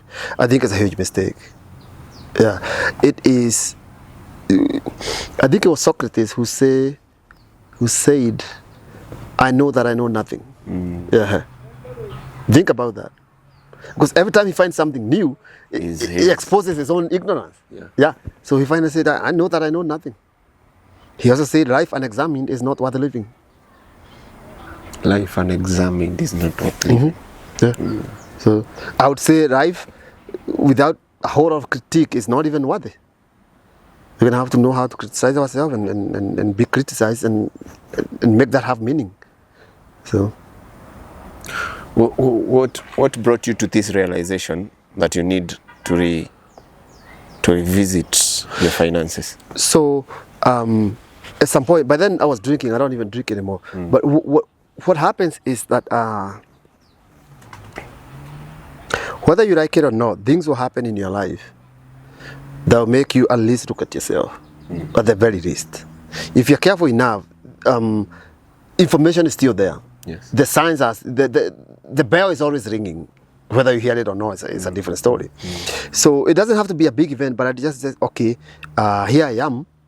I don't want to leave. And there's another joke. It's a cruel joke that we are told, okay, we know life expectancy is about 75 years. Why do you need to work till you're 65? So I started valuing myself in that sense. Okay, I need to be able to retire sooner.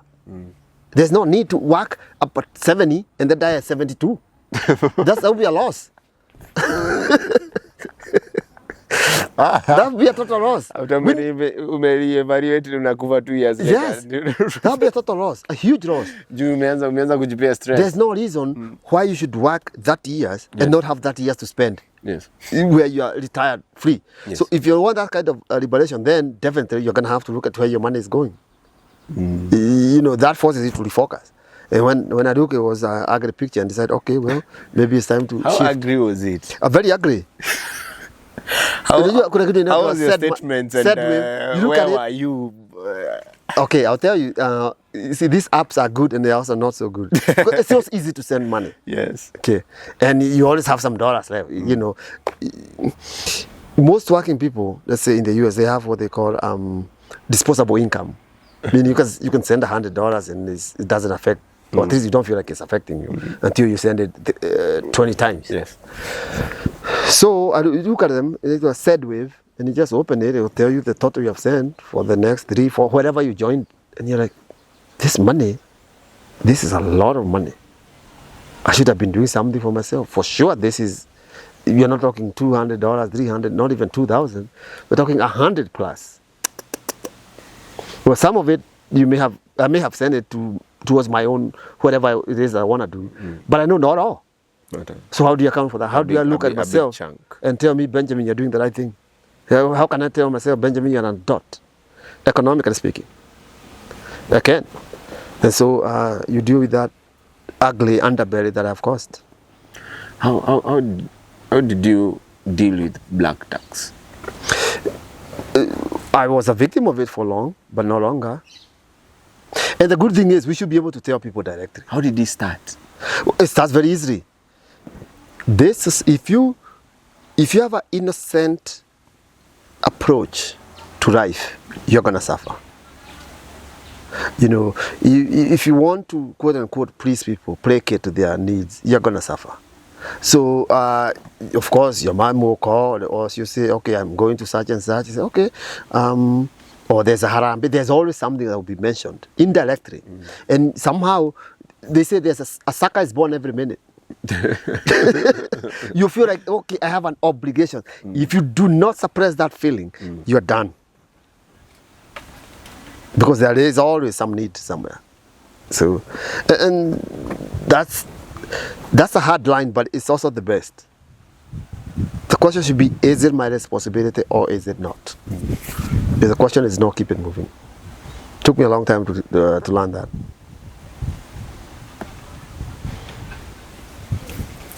So, back in the US, umepata job, umehamia Kansas. Ndio.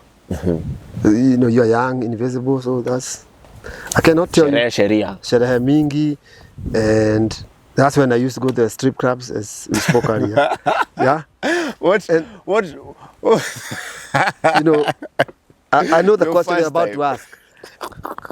Nothing is more dangerous, okay, than young men with money. Oh, yeah, true. And time. True. You know, they have money, time, and energy. So, Ningori. Yeah. It's that, you know, friends will invite you. What are you doing? Wacha tuende nikuonyeshe. In fact, one time, believe you me or not, there's this Catholic priest who played golf with us somewhere. He came to visit us, and we took him there.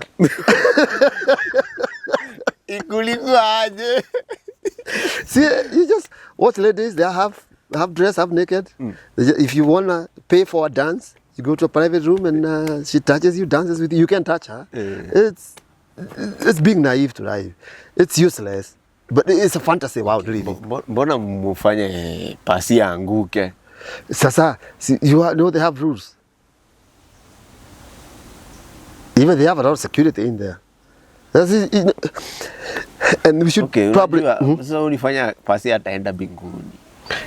Sasa si tunamwangusha. I think it was a cruel joke in this. Okay, if you come to my house, okay.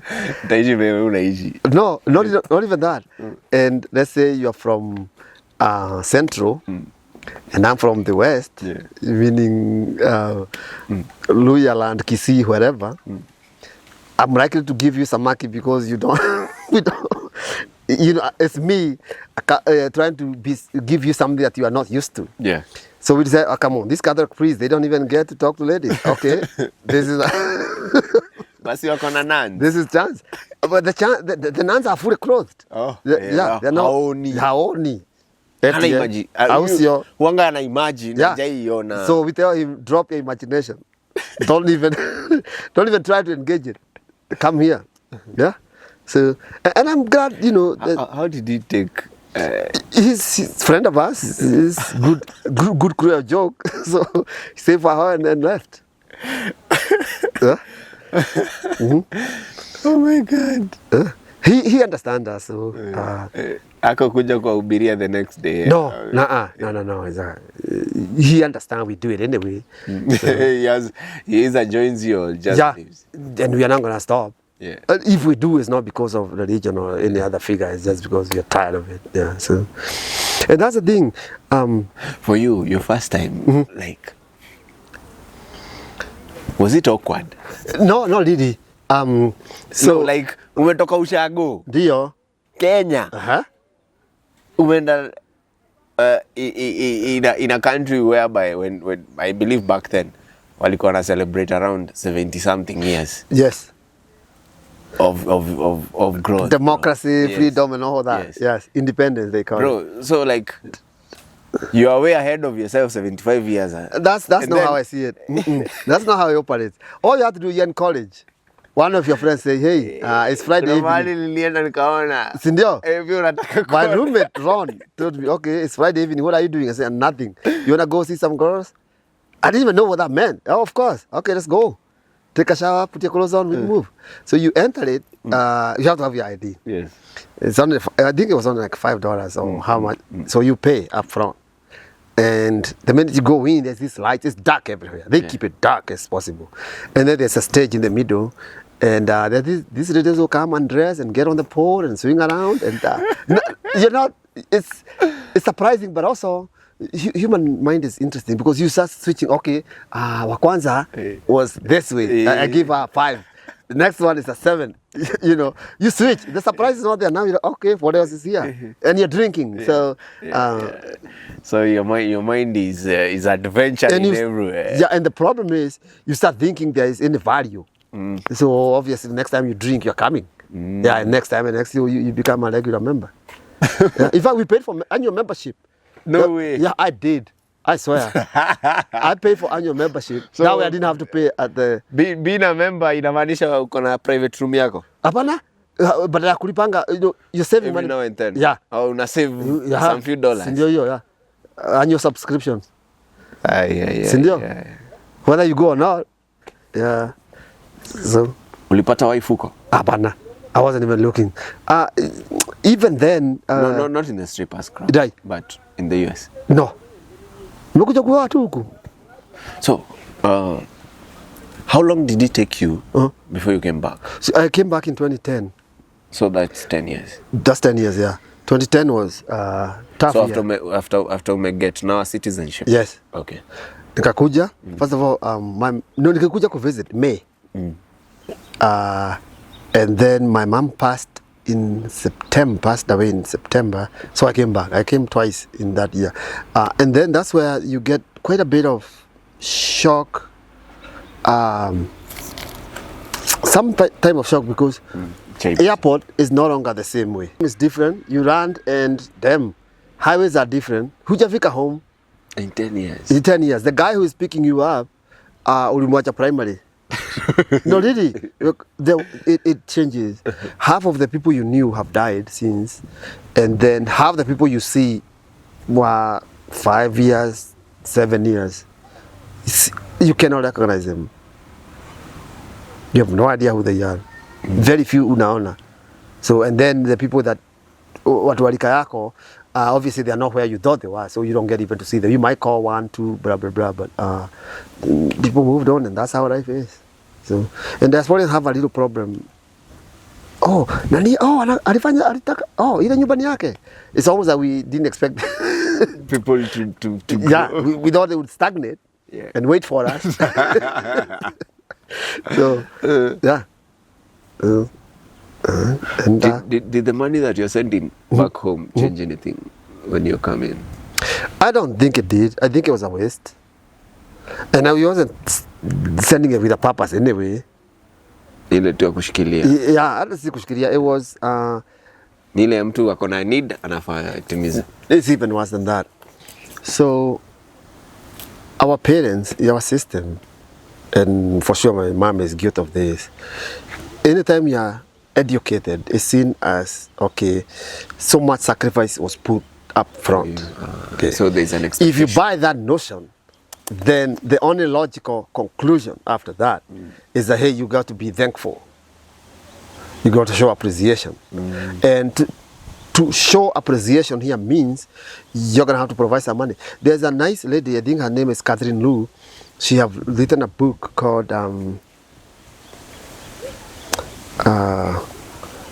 PMC. It's about PMC, Professional Managerial Class. Virtue Holders. Virtue Holders is the name of the book. Yes. And in it, she talks about a good enough parent. And I remember there's a place she says that there is a lot of gratitudes. There's a lot of, she said, infinite debt to be paid to our mothers. However, that will not be paid by gratitudes. No, it will not even be paid by praises. It will only be paid by liberation from fear. That's the way it should be paid. But I guess our mothers did not get to that book. Yeah, it should not be paid with any kind of gratitude or any kind of praises. It should be paid by liberation from fearing anything on the world. That's what they were trying to bring us to become. So it's very interesting. Once I read that, now see, once you start focusing on the life, somehow you start pursuing a different. You want to know more. So that's why I started reading those kind of books and philosophy and what have you. And I realized, yeah, should be paid with praise. My children should not feel obligated to buy me clothes. No, I should liberate them of the fear of any kind of fear that they may have. You should pay the dues with breaking out. From liberation of fear. Liberation. Yeah, of fear. that's how the debt should be paid. There is infinite debt, but it should not be repaid with material things at all. Because then what we do is it carries over to my children, to their children. So it does. You achieve the wrong thing. So 2010 imepita. So I came for funeral and and that's really then when I started even evaluating the whole concept of death. It hits you different, And if you have a friend and they lose their relative, I think one of the things to do now I've learned is to show up. Don't even try to talk to them too much, because how we conceptualize death is a little bit different. They go into a shock for a while, maybe for a day, some for 2 days, and then there's too many people within them. The best thing today, what I do is just go there. They can see me and don't say anything. Yeah, so you can support people from far. Yeah, because they need space to deal with whatever loss means to them. So I started valuing. Okay, well, and this is what it means to become an adult. You change what you thought. You thought you're gonna have a family and you're gonna have your kids and your mother's gonna get to see their girls.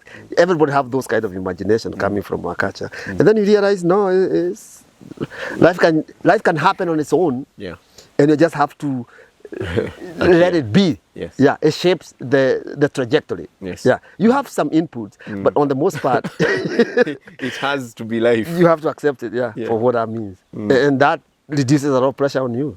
So she passed. I came, funeral, went back, still working, still not too focused. I don't even still think I'm focused, but at least I'm aware that I'm not focused. Yeah. Then I was not even aware. Yeah, so, and unfortunately, I don't think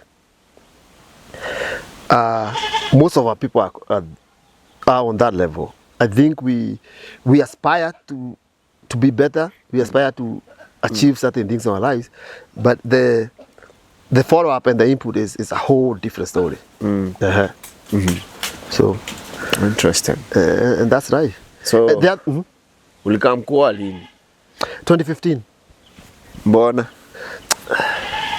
Everything, man. Everybody do this thing for a reason. What was your reason? So I meet a woman, and she's good by all means. She looks good. She's talking well. You know, she's got that feminine Nature. vibe, nature, ability, whatever. She's and, yeah. Being feminine is an ability. Yeah. So dem mwenye act ka dem ni akona disability. For sure, without question. There's a lot of there is a lot of women who are locked in women bodies, but for They're good or for disabled. bad, for good or for bad, they exude a lot of masculinity. Yeah, and I don't think people will have their own preference. That's not what I was looking for. I'm not saying that's what I got, but I'm saying that's they're there. That's not you can go out there looking for. No, and I don't think most men will find too much value in that. You already have the masculine energy anyway, so not unless. Unahitaji utatafuta jonte. Yes, yeah. So and it happens. I can't blame her. I can't say anything bad about her. But you know, again, life happens. Yeah, and you have to accept it for what it is. Yeah. So 2015. 2015, got married, divorced. So a few years 2015 you had come back. Yeah. To do what? Si unakujanga, by then I'm trying to build myself a house, a home, trying to, you know, quote unquote, become a man in our in our definition. Yeah. Because a man in our own definition must have his own place. Right. Although I think there's value to that. Can you imagine me going to my parents' house?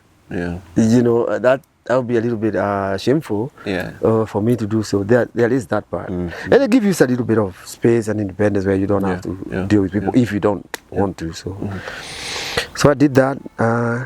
Got married. I soon realized it was a big mistake. And don't rush through that. Because does it traumatize you when you think about it, or do you regret about it? There are things I regret about it, but there are others. I don't think I evaluated very much. Here's the problem, I'll tell you. Did you rush into it? Perhaps I did. However, even if I did not rush to it, there's things I've come to realize later. Once you get married, on the most part, there might be some exemptions. But if you do get married, your sisters-in-law will have some role in your household. Your mother-in-law will have some input into the decisions that will be made. Sisters-in-law, mother-in-law. And others. But seldom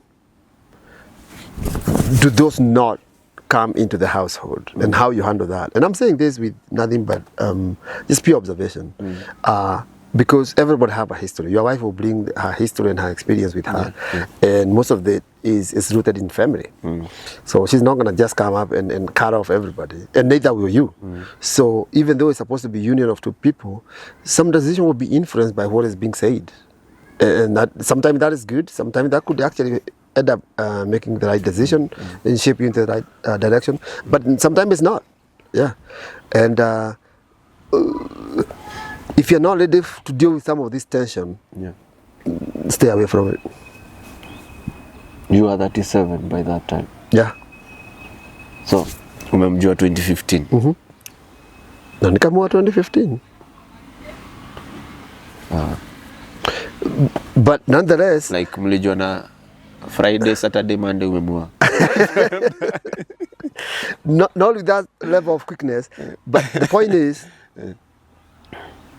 sometimes this is what I feel like. Okay, I have a house. I need somebody to keep stay in it, keep it. You know, maintain the house. There's laundry to be done. There's a lot of things, and not just that. Company. Sometimes you might. Oftentimes you meet a lady and you're like, okay, yeah, I had a good time with her. I still do. Marriage is different. Yeah, there's a time that you get somewhere you feel bored. And as human, the excitement is gone. In fact, it's more of a burden on your shoulders. That do happen. Unfortunately, most of them were not ready for it. Hell, we can't even say that. I couldn't tell her that. So, and things happen, and at some point you say, okay, let's move on. All I would say is there time someone feels ready for something? I don't think there is. I don't think there is. I don't think most people get married because they think they're ready. Maybe I'm wrong, but I don't think that's how it goes. My dad tells me that so many marriages are mechanical. And they would play a part. They would play a good role if you go into it as a contract. Okay, I'll be doing A, B, C, D, and you need to do E, F, G. But that's how it should. Huh? That's how I believe that's how it should be. That's how it should be. However, the problem is that cannot stay completely that way because the social, the emotions, the feelings come in, and it muddies the water. Even enforcement is somebody that you claim, or somebody that you deeply you're infatuated, and you think you're in deep love with them. You're gonna overlook a lot of things naturally. You're not about to go there and spend any time criticizing somebody. Plus, you want to sleep with them anyway, so it's in your best interest. So you tend to bend, even to break it, to our needs. And unfortunately, I think that's what a lot of men have done. There are men older than me who are in sexless marriages. True. So there's also a reason I would argue why men always die on average 5 to 10 years before their spouses. Why? I would say there's marital stress. I would definitely put that as number one. Ama ni juu tunaoa bibi mmoja na wazae.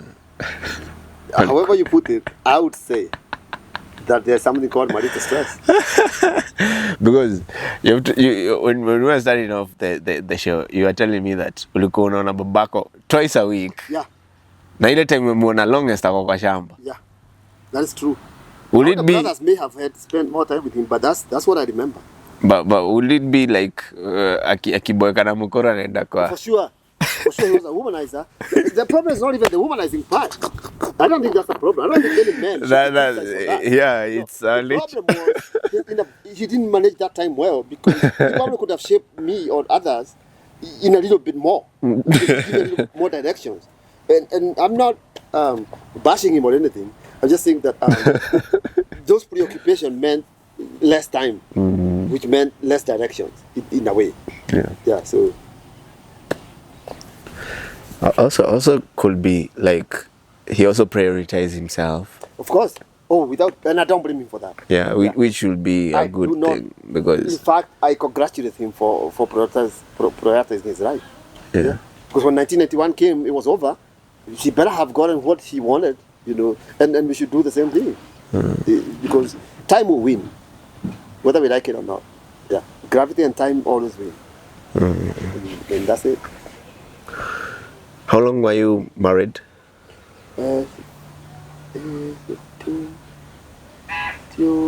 2020, end of 2020, 2021, for 6 years. It's not all bad, by the way. There's a lot of enjoyment. There's a lot of good things to be said, by the way. I should say that because it's true. However, for me, it became. I reached the level I couldn't take it. There was quite a bit of stress and tension.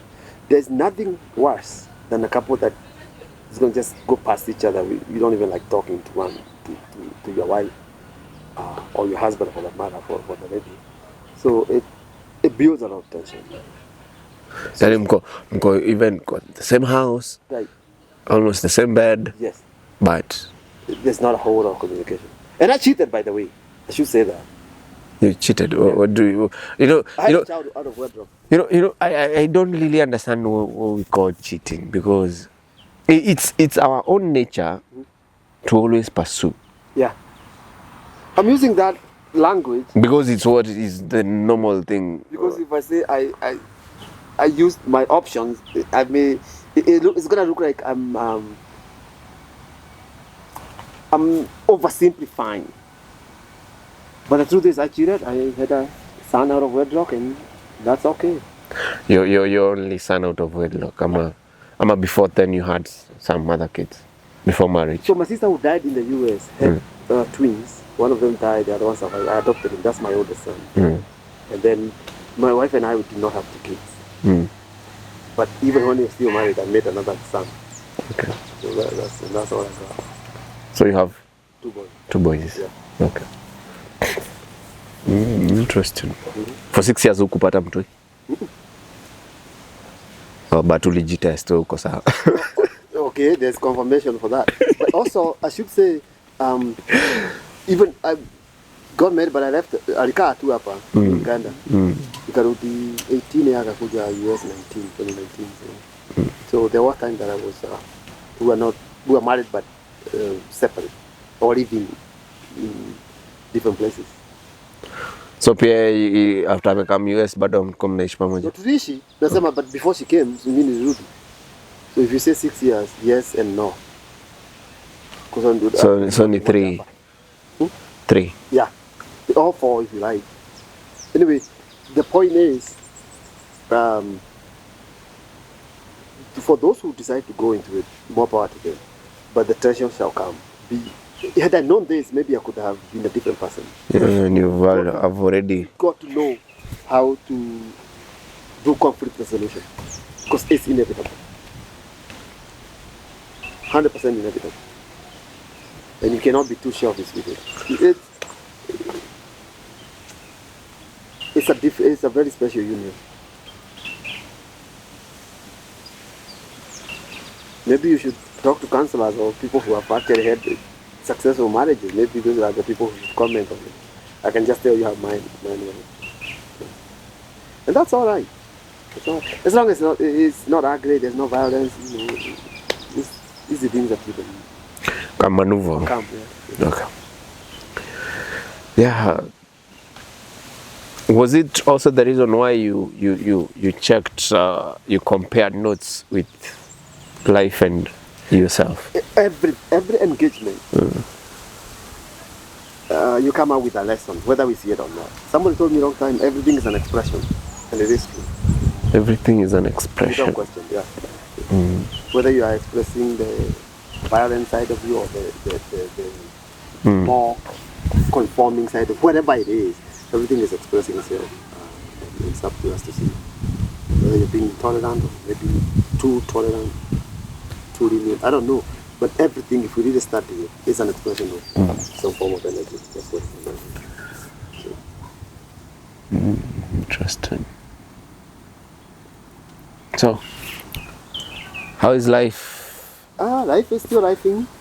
Since 2020, after you reevaluated how finances and yeah, and I also quit drinking, which oh, interesting. How did that even come to be? Because I love listening to stories that may change and everything. Yeah. And that's not about.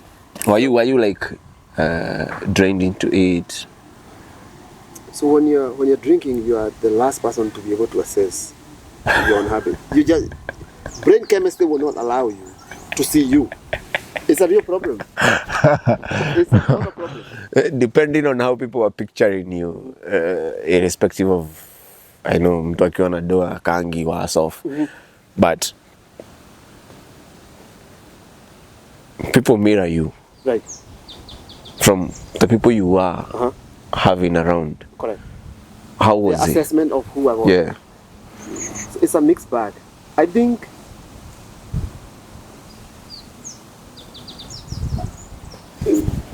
before we even get to that, it might be important for us to ask at least to try to excavate what is addiction. And what happened to me, I started doing travel nursing. My friend Godfrey, best friend of mine, we did what is psychiatric nursing. What is travel nursing? We just travel to most hospitals. Okay. Sign a temporary contract, 13 weeks. 13 weeks is about what? 13 weeks, that's 3 months. 3 months, 6 months, whatever, you continue them. So, within that framework, or within those kind of settings, you come across a lot of addiction for sure. You come across a lot of anxiety, depression. When you in those kind of settings, you end up, whether you want it or not, you start seeing some of the behaviors that you exhibit. Okay, I remember I was doing admission into when they come. Some of your patients do not come there. They come there semi-unconscious because they were picked up doing methamphetamine or whatever they were doing. I was admitting this guy, and there's a questionnaire that you go through.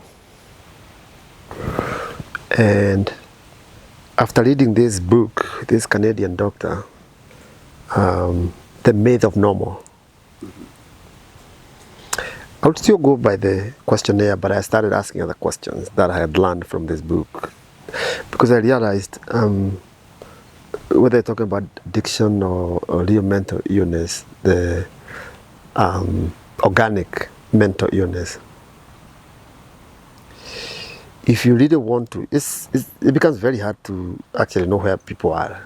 And another thing, patients do not always give you every symptom they have. No, you're going to have to see some, make the observation. So, from this doctor, I can't remember his name, but the book is The Myth of Normal. I realized that there's a lot of things that happen, there's a lot of experiences when your brain is in the formation age, especially 0 to 7 years, that affect how you think and how you perceive world. And so the question I would ask people is that, do you have siblings? Okay. Do you have brothers, sisters? Okay. Were you disciplined? Were you being beaten? Were you neglected? They were not in the questionnaire that the hospital comes up with, but I asked those questions.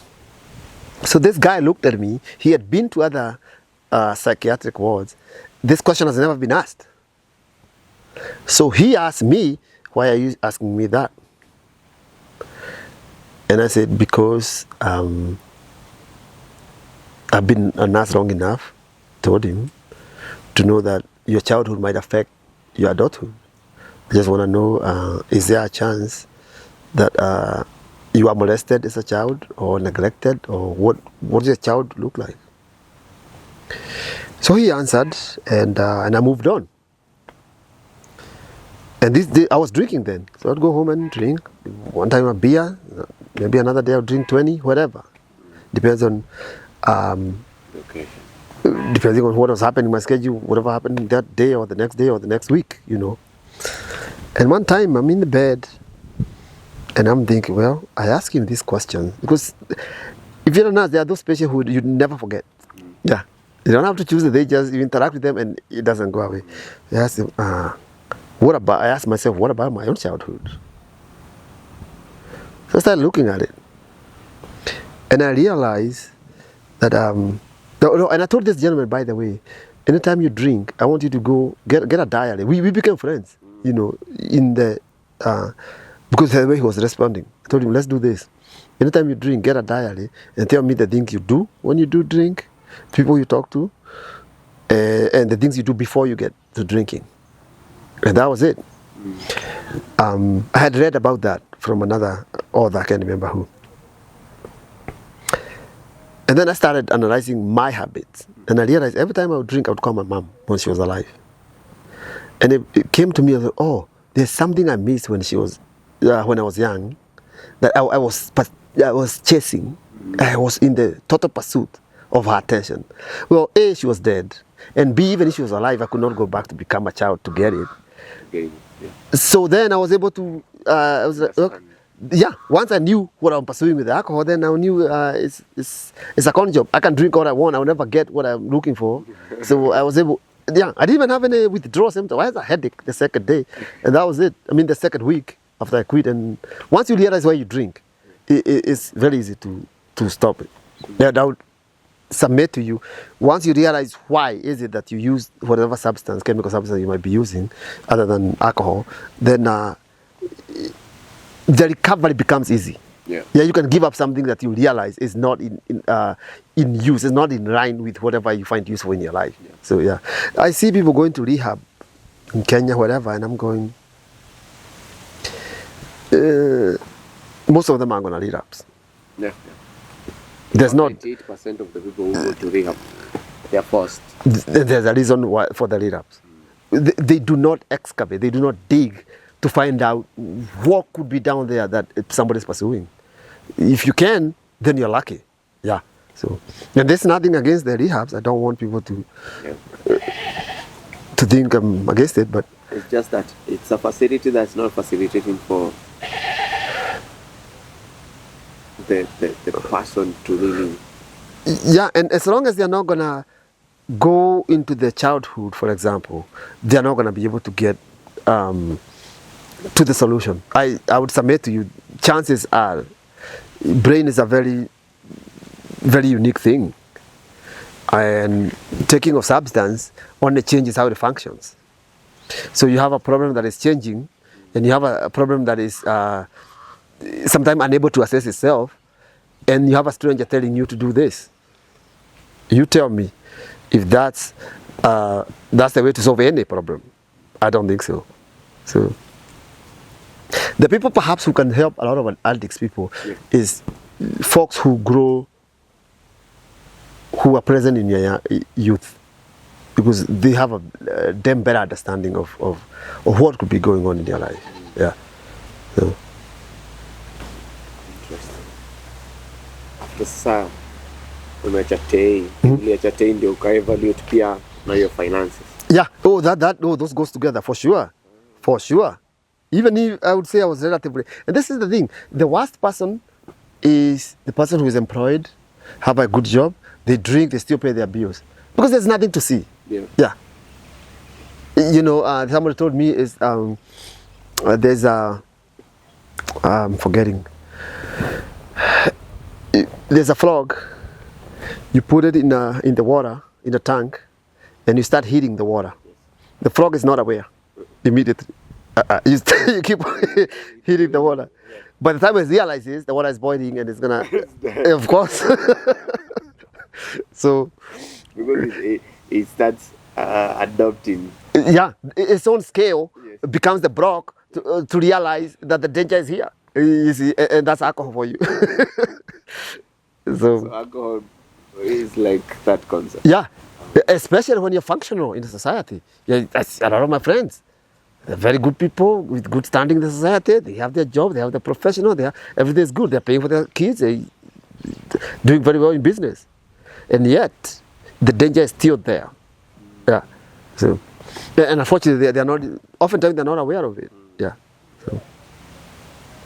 And that's why the manufacturer of alcohol will have, they coil the terms. They are ahead of the rhetorics. Responsible drinking. I'll be damned if there's such a thing. There's no such thing. You know, but you can tell it is geared, it is tailored to maintain those people believing. That they are responsible. Yeah. So. It's something. It's such an awakening conversation. Oh, thank you. It awakens me too. I love. I'm very open-minded, and I'm always. Currently, I'm now 10 years from drugs. I was doing drugs. I was selling drugs since 2012 all the way. That's 2016. Okay. And up to date, there is always something that I'm always fighting that I developed during that time. I was very rebellious, and I like a year ago is when now I started taking criticism in a very positive way. Yeah. I would fight. That's brain chemistry for you. Yes. Yeah. It lodges the denial. You are so intellectually constipated. You do not think. There's something that can come from anybody else that would actually shape your life in any way, whether you accept it or not. Mimi yule msee nitasikia uliniongelelea ni kuround, ni kutafute. Uniambie chenye ulikuwa unaambiana in person. Vengeance. Yeah. So it never works well. Yeah. So for me, I was like fighting that, and to my peers I was very violent, but to older people I was very defiant, and to an extent that I wouldn't fight an older person, but I will avoid. I will create that, and it's still something that I'm still learning. To even combat it, but I've learned that I shouldn't fight it. I should always have conversations that are challenging what I know, and spend it's more a way time to build your own tolerance. Yes. Okay. And also now expose myself to such people who are always critiquing and always, and to a certain extent, positive critic. Not every person who is out there, maybe say, ako tuna zake. Right. Yeah. So I'm also now even in a position whereby I'm even evaluating, was that even helpful or not? Yeah. I'm now even able to understand a person motive from even telling me what they were telling me, and it's something that is really helpful. That's the thing. Yeah. If any time you truly become self-aware of what is happening around you, you can dodge certain bullets. For example, you say you was getting easily irritated by people. Yeah. So there's many things that you can do about that. But whatever it is that you need to do has to start with, I'm aware that this is what this is the person I am. Yes.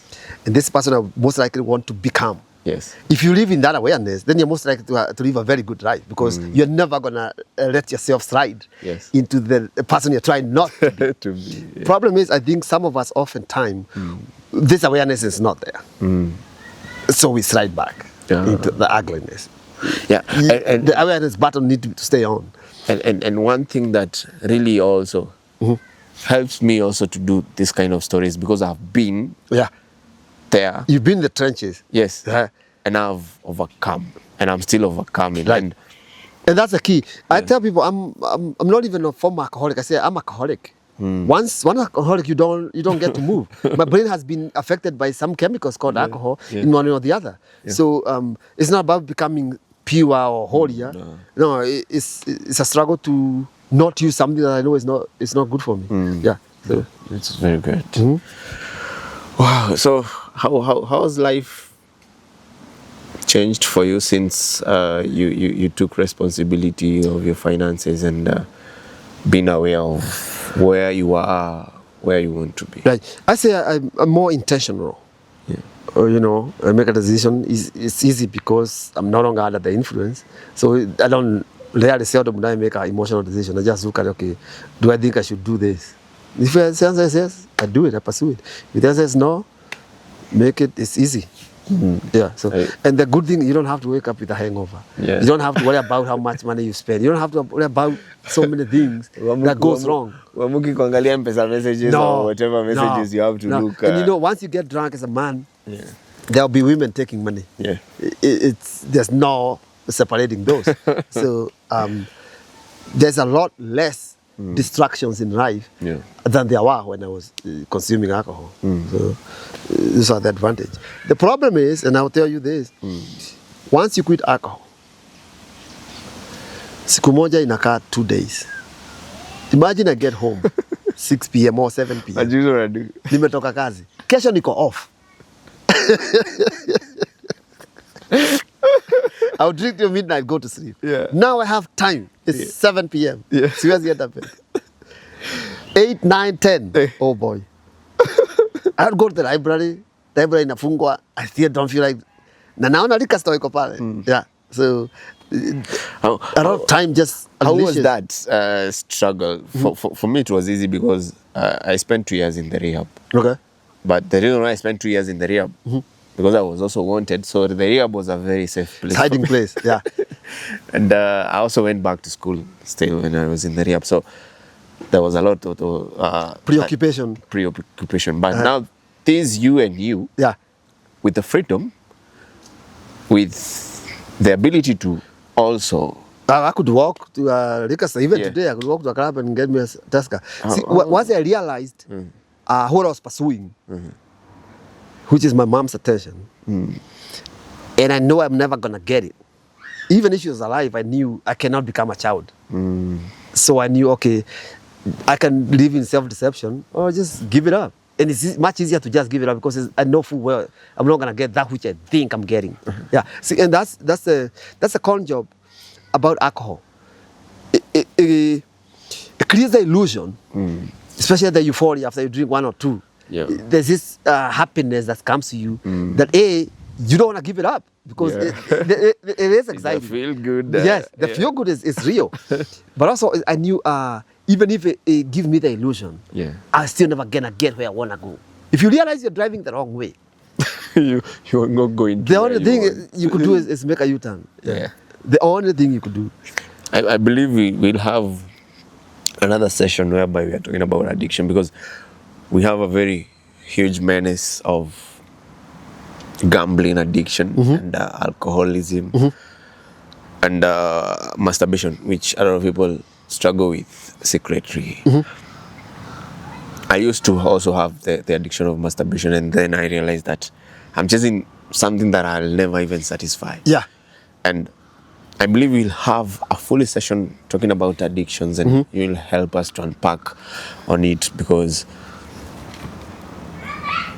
a lot of people are still struggling in addiction. Right. And I would love you to kindly give someone something that they can hold on to before we plan for the next interview in the future. Fair. Yeah. So, for addiction, for example, there is the beginning point, I think.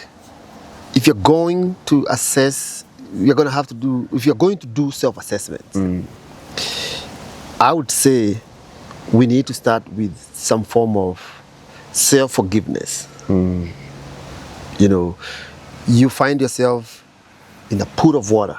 Yeah. You're wet. Yeah. Yeah. If you are strong enough, or depending on the level of addiction, you could easily evaluate, how did I get here? Yeah. And as a result, find out how to get out of there. However, most people are not there. I think most people are where they are in the blame stage. I can't believe what I've been doing. You see, even when I was drinking, I knew this thing is not good for me. And funny thing, you are the doctor who is advising other people to stop. Yes.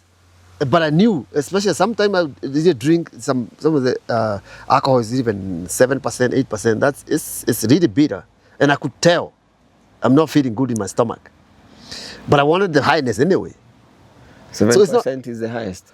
Kuna zile hizo ni 27 ziko hata 40. Ziko, hata inaitwaje, there's clear. Yeah. I think it's almost 100% they call it. Yeah, you know, it's something clear.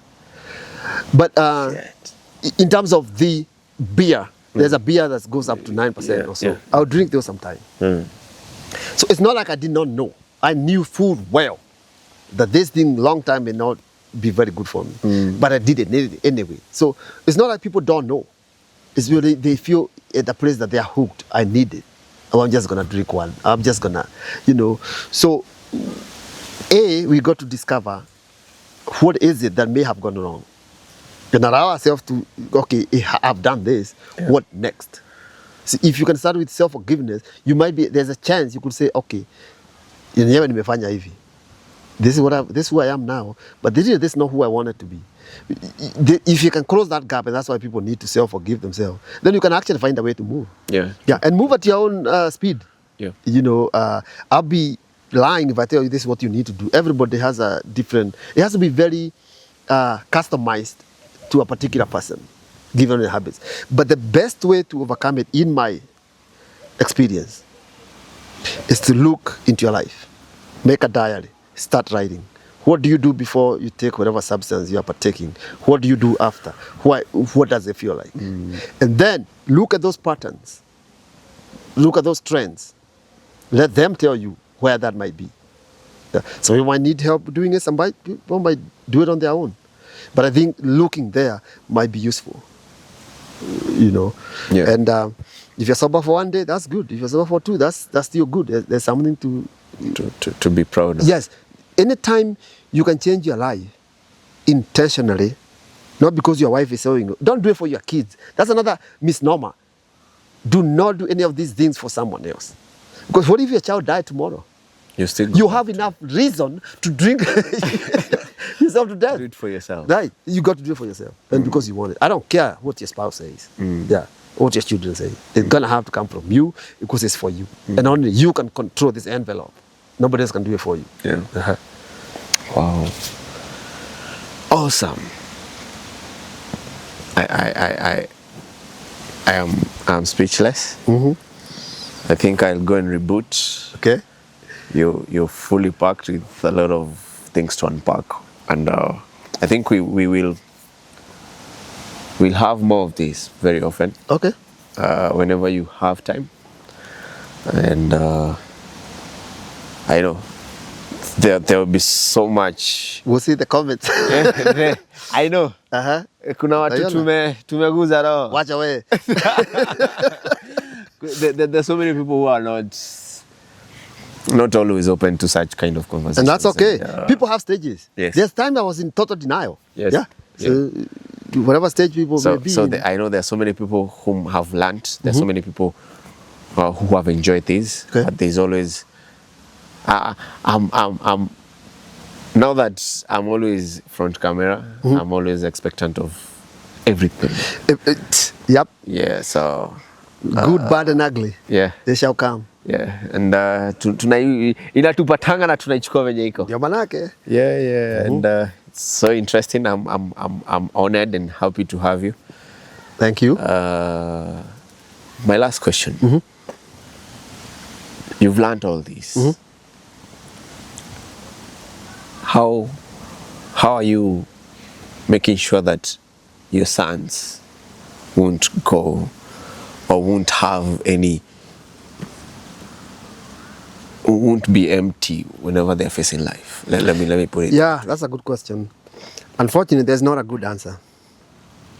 No, I've asked you. What are you doing? Yeah, but I'm telling you, there's not a good answer I can give you. Yes. Because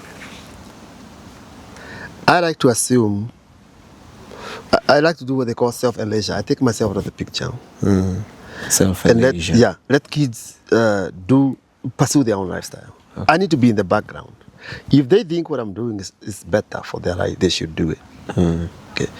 Because as a parent, we want to think that we can be role models, which we should by our action. But however, okay, as they transition from kids to adulthood, they're gonna have to choose what's good for them. Yeah. You know, and that's, people have to mature on their own. You cannot role model to maturity. Yeah. You're gonna have to feel your own pain, and let that pain becomes your guide to prevent further pain to the extent that you cannot. You can, although we know pain is here to stay, suffering is here.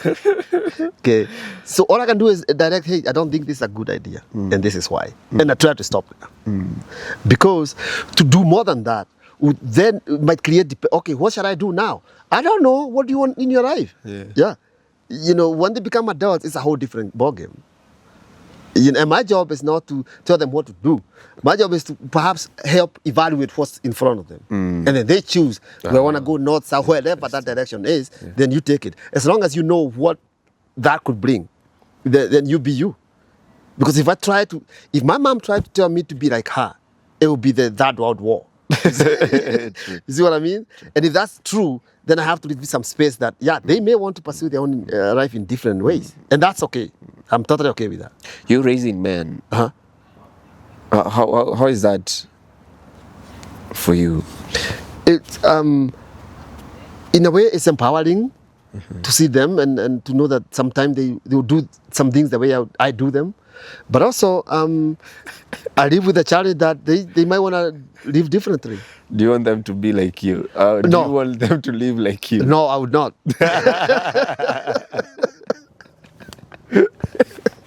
They need to be better than me. Awesome, man. Thank you very much. Thank man. you. Yeah, I hope pia watazamaji wakiwa home wamejibamba. Okay. Yeah. Oh my God, I'm happy. I'm happy. I'm happy too. I'm happy. Thank you so much for having me. Thank you. A very good time. much. Thank you also for creating time for us. Absolutely. Absolutely. Yeah, and I believe pia nyinyi wasema mmejibamba. I'll see you. Yeah. Leave a comment down here sharing your thoughts. Would you want more of this kind of conversation? I have so many friends that I can always have conversation with, and also learn how they have become whom they are today, why they reason or why they think the way they think. Because life is life. Yeah. Do you want these kind of conversations? Share down in the comment section. And I know some of them would love to be your friends. Would you mind having new friends? Oh, the more the merrier. Share your number. Feel free. Okay, 0717 560 171. Because I know there's also some people who may need your services as a nurse, and to the extent that I'm able to do anything that's helpful, I'm more than willing to do it. Yeah. Yes. So you have the number. Reach out to him. If you need a friend whom can make you think. Yeah. So thank you very much for watching to this time. If you're watching this video as it premieres, have a lovely night. If you're watching this video on random times, Jibambe. Yeah. See you in the next one. Make sure you like the video, share the video with your friends and families. And if you have an interesting story, you know what to do. Reach out to us on each and every social media platform. Tuko. Yes. Until the next one. Peace.